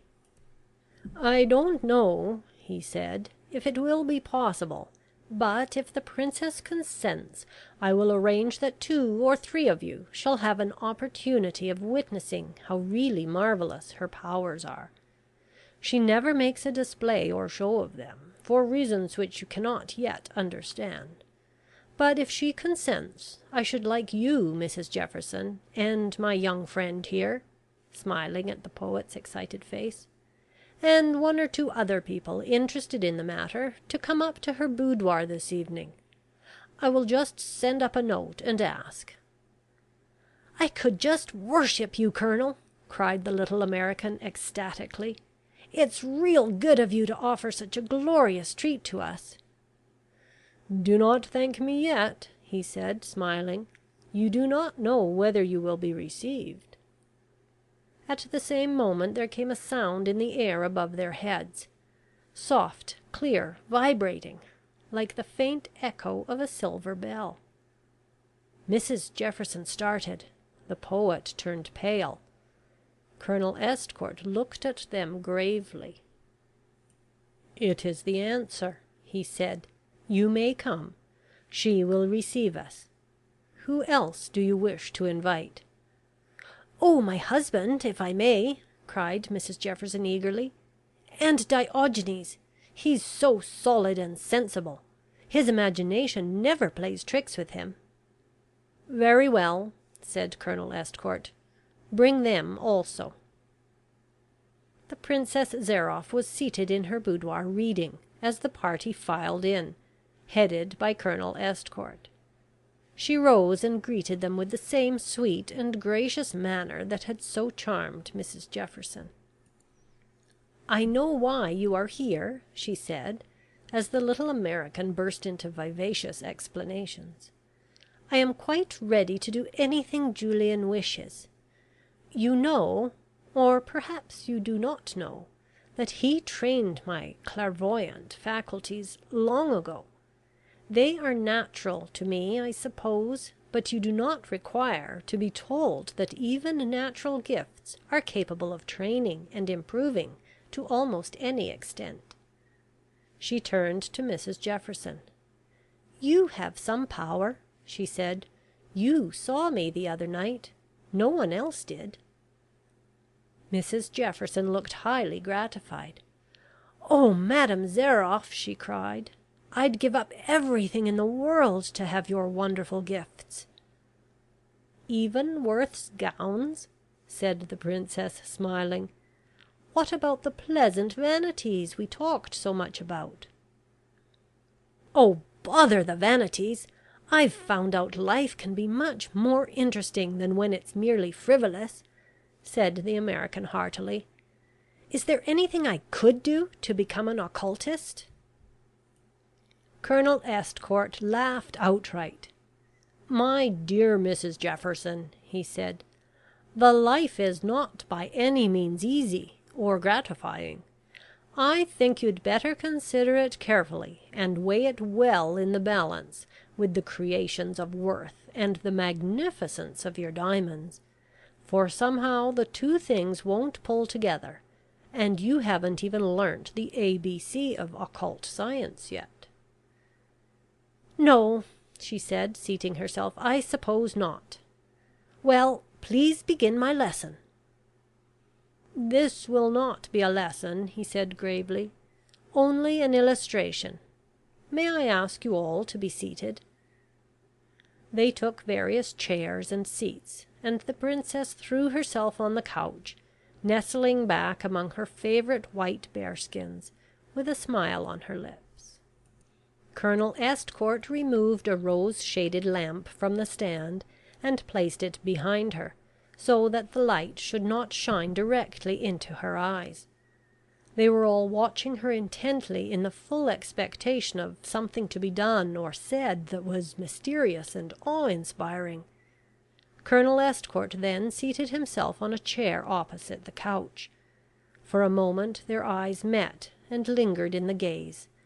Then hers closed softly, and she seemed to sleep as peacefully and gently as a child in its cradle.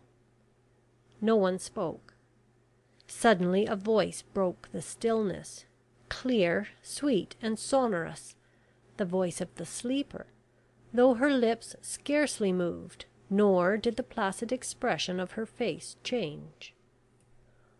"What you desire to know is the storied wisdom of past ages, the fruits of the deepest and most earnest research of which human minds are capable.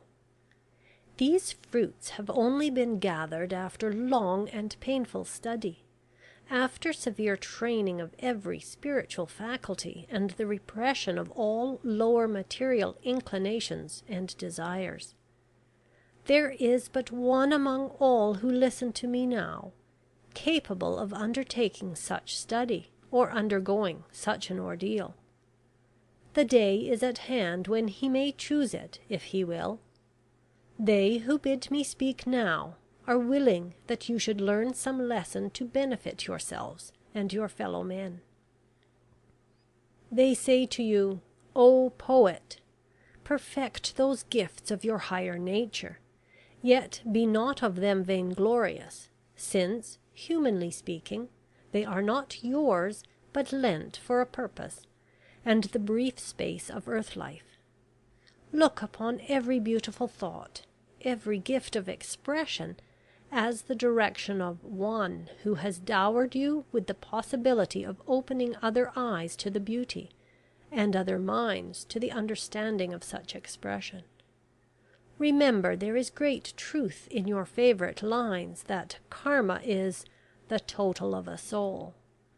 The things it did, the thoughts it had, the self it wove, with woof of viewless time, crossed on the warp invisible of acts.' There is another listener here, one who has wrestled with the secrets of nature. To him I say, be not over vain of the triumph gained by simple accident of discovery. Turn that discovery to better uses than the mere amassing of wealth. Let the poor, the sick, the needy, gain health and happiness from your hands, and let their voices bless you for good wrought amongst them.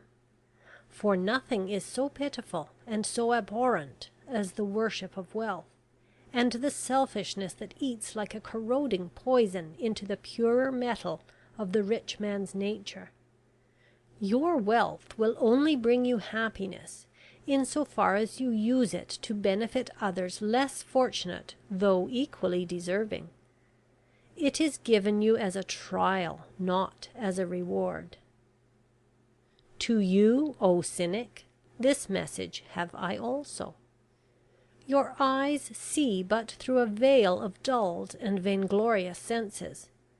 Some truths you have learned, but in the passage through your mind they take the colour and shape of a distorted and embittered fancy.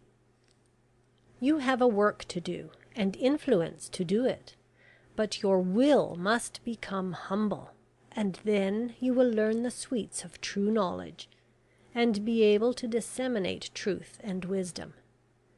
Now you absorb it into your own mind for your own satisfaction, and for the poor triumph of discouraging those of lower mental stature, and of natures lighter and grosser than your own. To the true prophet and the true philosopher, he himself is insignificant before the great truths he has learned, and his personal identity willingly sinks into obscurity, so only that these truths may live." For a moment she ceased, and the different faces looked curiously uncomfortable and startled at so keen a vivisection of their inner natures. Mrs Ray Jefferson, however, feeling that she had been left out in the cold, and anxious for a special message to herself, broke the spell of silence. "Have you nothing to say to me, Princess?" she asked beseechingly. Then the beautiful head moved restlessly to and fro, and the face grew less placid and childlike. She began to speak, but now the words came in quick, disjointed fragments. "They are standing beside you," she said. "I must go. You may come with us, but not Julian. Keep Julian away. Keep Julian away." "What does she mean?" cried Mrs Jefferson, turning pale. And, "Oh, gracious!" she cried to her husband, "look at Colonel Estcourt. Is he going to faint?" All eyes turned on the Colonel. He lay back on his chair, white and gasping. "My God!" he cried in a stifled voice. "My power is gone. I can't hold her. I can't keep her back." "She is speaking again," cried Mrs Jefferson in low terrified accents. "Oh, I don't half like this. I wish we'd never come." Then a great awe and stillness fell upon them, and despite their terror and their dread, every ear strained to catch the quick, disjointed words that fell from those strange lips. "I am there. How still the streets are, and the snow! How fast it falls! How they crowd round the palace gate tonight! Stay the horses, Ivan. I will speak. Do not fear, my friends. Your lives are safe. I promise it. What is this? My rooms? How lonely they seem tonight. Alone? Yes, I am always alone. No lover's step has ever echoed through this cloistered silence. Alone and sad. Ah, how I have suffered here! What do they say? It will be over soon. It will be over soon. One more battle to win. Let me summon all my courage now. I have faced ordeals before. I have forgotten woman's fears, and laid aside woman's scruples. Am I not pure? Am I not brave? Yet why do I tremble? One weakness is still unconquered. One human love burns true and deep and steadfast in my heart. I cannot cast it out. I will not. Not even at your bidding, not even to make my task easier. A step in the silence. Who dares to cross my chambers? Courage, my heart. There on the threshold stand my white guard. Why should I fear? Courage! Courage! Like one carved in stone, Julian Estcourt sat and listened. The dumb misery of a terrible expectance held every faculty in its iron grasp. Was his dread to be realized? It seemed so, for all control was gone. A higher power had seized the reins. She had escaped him, and an awful horror was upon him lest he, in his folly and short-sightedness, had assembled these people here only to be witnesses of the degradation of the peerless creature he had so worshipped and so loved. Spellbound they sat and listened. the rose light from the lamps falling upon their white set faces and the quivering tension of their silent lips. The voice of the sleeper went ruthlessly on. Scene for scene, word for word, Julian Estcourt lived over again through the wild dread and horror of his dream. Scene for scene, word for word, those wondering, startled listeners saw it reproduced, though to them it was scarce intelligible. At last she reached the point where his endurance had snapped beneath the strain of terror. But now his every force was numbed, his will seemed paralyzed. One feeble, helpless effort he made to lock those lips into silence, to chain back the self-betrayal of that unconscious speech. But love had made him weak, and passion had stifled the acute, unerring faculties that once had bent her to his will. He was powerless. He could only sit there dumbly, stupidly, listening for what he felt was sure as the death stroke of the headsman to his doomed victim. Again she spoke. "The steps approach. Yet what is this? They are no longer on the threshold. I am alone. Alone. Yet what new power is mine? My brain seems to dilate. Space can scarce confine me. All fear has gone. And it is thus you would have me yield to your brutal force, your drunken, degraded senses. Back, rash intruder! Touch me not if you value life." Then, while still they gazed and listened, the beautiful figure rose slowly from its nest of snowy furs, rose and stood in its wonderful, indolent, voluptuous grace, upright before those dazed and awestruck eyes. But a change came over the quiet beauty of the face. It seemed as if some hidden flame had sprung to life and flashed and quivered in the wide opened eyes and convulsed features. They saw a shiver such as shakes the sea before the blast of the coming tempest, bend and sway the perfect form. Once, twice her lips opened, but no words came. At last she seemed to force the channels of speech, but the low sweet music of her voice was harsh and jangled with passion. "My answer? Take it, ravisher and murderer of innocence and youth! Die! In your crimes, die!" She stretched out her arm.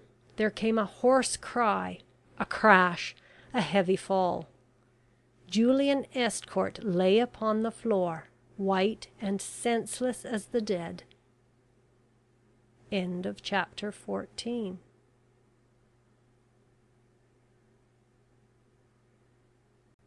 The Mystery of a Turkish Bath by Rita. Chapter 15. Expiation. A severe attack of her suppressed enemy, and a nervous headache, the result of the shock of the previous evening, had driven Mrs Ray Jefferson to the Turkish Bath as early as 10 o'clock, the morning after that strange exhibition of clairvoyance. She had the rooms all to herself, and as she leant back in her comfortable chair and dabbled her pretty bare feet in warm water, she reflected in a troubled and disjointed fashion over all that had occurred since that eventful morning when the beautiful Mystery had appeared before her, standing in that curtained archway, which indeed looked a prosaic enough portal, and not by any means the sort of threshold for the development of occult science or psychical marvels. "She's completely unsettled me," she murmured plaintively. "How I wish I had never gone to her rooms last night. And that poor Colonel Estcourt! I wonder if he'll ever recover. They say he's never moved nor spoken since they took him away last night. I wonder what she really meant, And if she did kill that man she spoke of, I don't think it's possible. I expect she only willed it, and that's not murder. Ugh!" And she shuddered even in the warmth of the hot room where she had selected to go first. "If the story leaks out, though I hope to goodness it won't, how delighted that horrid Mrs. Masterman will be. She never liked her. Well, if that isn't the princess herself coming in!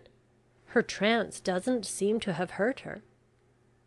Slowly and languidly through the open doorway the beautiful figure swept in and up to the smaller chamber where sat the little American. As Mrs Ray Jefferson looked at her, she became conscious of some subtle intangible change that had shadowed, as it were, the marvellous beauty of her face and form. Her large deep eyes had lost their lustre. Her clear creamy skin looked dull and opaque. Even the magnificent hair seemed to have been robbed of its sheen, and here and there amidst its masses gleamed a silvery thread. Up to this moment her age had been a matter of much speculation, varying from 18 to 26. Now one would have said unhesitatingly that she was a woman of at least 30 years, and a woman who did not carry those years lightly. She sat down by Mrs Jefferson and spoke in a low, nervous voice. "I knew I should find you here," she said. "I want your help. I think you have always been my friend here. Do me one service. Tell me what occurred in my room last night." "Do you mean to say," asked Mrs Jefferson, amazed, "that you don't know?" "Should I ask if I did?" she said mournfully. "A great weight and terror are on my soul, yet I cannot explain them. In some of my trances I keep the memory of all I see. In some I lose it. I know nothing of what I said last night after you spoke and I parted from Julian. It was your voice that came between us. You have great psychic power, but it is undeveloped." "Good gracious!" cried Mrs Jefferson. "Then if I'm responsible for what happened last night, I'll have nothing more to do with occultism as long as I live." "I can't tell why it was," resumed the princess mournfully. "The chain of communication broke, and I got away, and my great dread was that Julian should suffer." "Well, your dread is realized," said Mrs Jefferson. "Don't you know he's very ill?" She started and grew deadly white. "Ill? Julian? No, I did not know. What is it? Serious, do they say?" "Very. Some shock to the brain. You know he was far from strong. He was only home from India on sick leave." The princess was silent for a moment. Her face looked inexpressibly mournful. Involuntarily her hand went to her heart, and she looked at Mrs Jefferson with sad, appealing eyes. "I have suffered a great deal," she said slowly. "I only bore it for his sake, for the hope they gave me that one day we should meet and love and taste the happiness of life together. Tell me, was it anything I said or revealed that shocked him?" "Well, I guess so," said the little American uneasily. "Of course, to us it was all mysterious. But he seemed to make it out, and at last, when you rose up and stretched out your arm and cried out, 'Die! In your crimes, die!' the Colonel just gave a sort of gasp, and crash went his chair, and he lay there on the floor like a dead creature. We were all finely scared, I can tell you. The odd part was that you went to sleep again like a child, just as simply and quietly as possible, and my husband and the poet and poor old Diogenes, they got the Colonel to his room and laid him on the bed, and we sent for a doctor, and he's not conscious yet.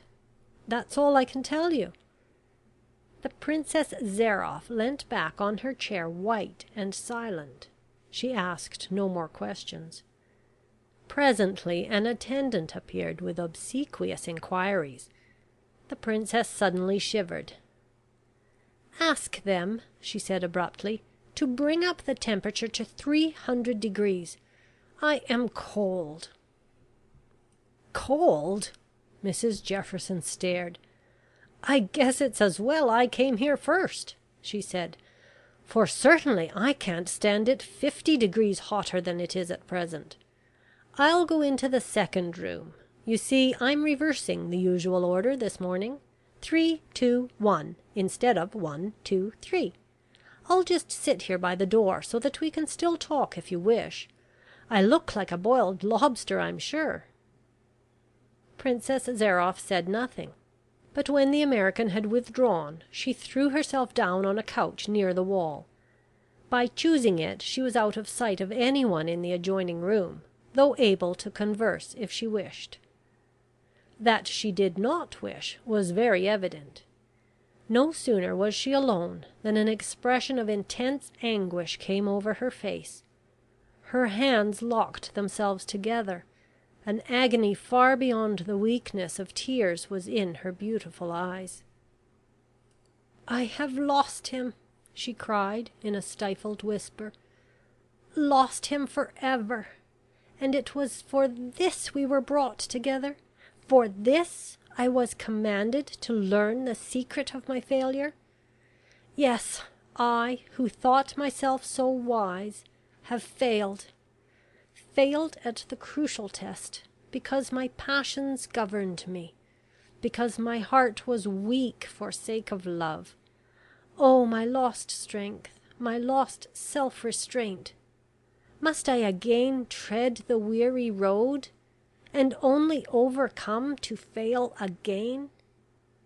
She turned aside and hid her face in her hands, while all that dusky veil of rippling hair fell over her like a cloud. "I am so human still," she moaned, "so human that, woman-like, I deceived myself, and dreamt of love perfected here, when I might have known. But oh, to lose him thus! To stand before his eyes shamed, sin-stricken, criminal! I cannot bear that. It is beyond my strength." A new fierce passion seemed suddenly to take possession of her soul. She raised herself once more, and the old lovely light and splendour glowed in her eyes. "There is but one way to win his forgiveness," she cried breathlessly. "He will pity me then, his heart will soften. He will remember what I said on that strange happy night when once again we met. I am but a woman who loves. Earth holds no weaker thing. And I loved you, Julian. You only, you alone, always, always, always. Men live for love. A woman can but die. For the life I took, I give my own. It is just. Yet, if but once, oh beloved, I could see your pitying eyes and hear your tender voice, and know that you forgave..." The light faded from her face once more. Only a hunted, despairing creature leaned back on that solitary couch. A voice came shrilly from the outer room. "Are you all right, Princess? Can you really bear that heat?" Monotonously, vaguely, her own voice replied, "I am all right. I do not even feel the heat." Then all again grew still, and her eyes closed, and her heart beat in a dull, laboured way. Once more the shrill voice reached her, but it sounded far off and indistinct. "I hope you won't go off to sleep. like you did the last time, Princess. You frightened me terribly." The effort to reply was harder to make, yet once again the slow, sweet voice vibrated through the hushed and stifling heat. "I shall not sleep. Do not be alarmed." 5 minutes later, when Mrs Ray Jefferson lifted her eyes from an examination of her suffering foot, she was surprised to see the Princess standing in the archway of the further room, exactly as she had done on the first occasion of her visiting the baths. "Are you going?" she called out. "How is it I never saw you pass through the room?" There was no answer. Only the deep, wonderful eyes looked mournfully back at her, and, even as she met the gaze, the form seemed to fade away. The archway was vacant. With a faint cry, Mrs Jefferson sprang to her feet and rushed into the inner room. The intense heat stifled and drove her back, but not before she saw the Princess lying on the couch where she had left her, lying with closed eyes and folded hands, while on her pale, sad lips a faint smile seemed still to shed its lingering life. The frantic calls of the terrified woman summoned the attendants. In a moment that motionless figure was lifted and carried into the adjoining chamber. But human science and human aid were powerless before a greater mystery than the Princess Zairoff had embodied: the mystery of death. End of chapter 15. End of The Mystery of a Turkish Bath by Rita. Recorded by Darvinia.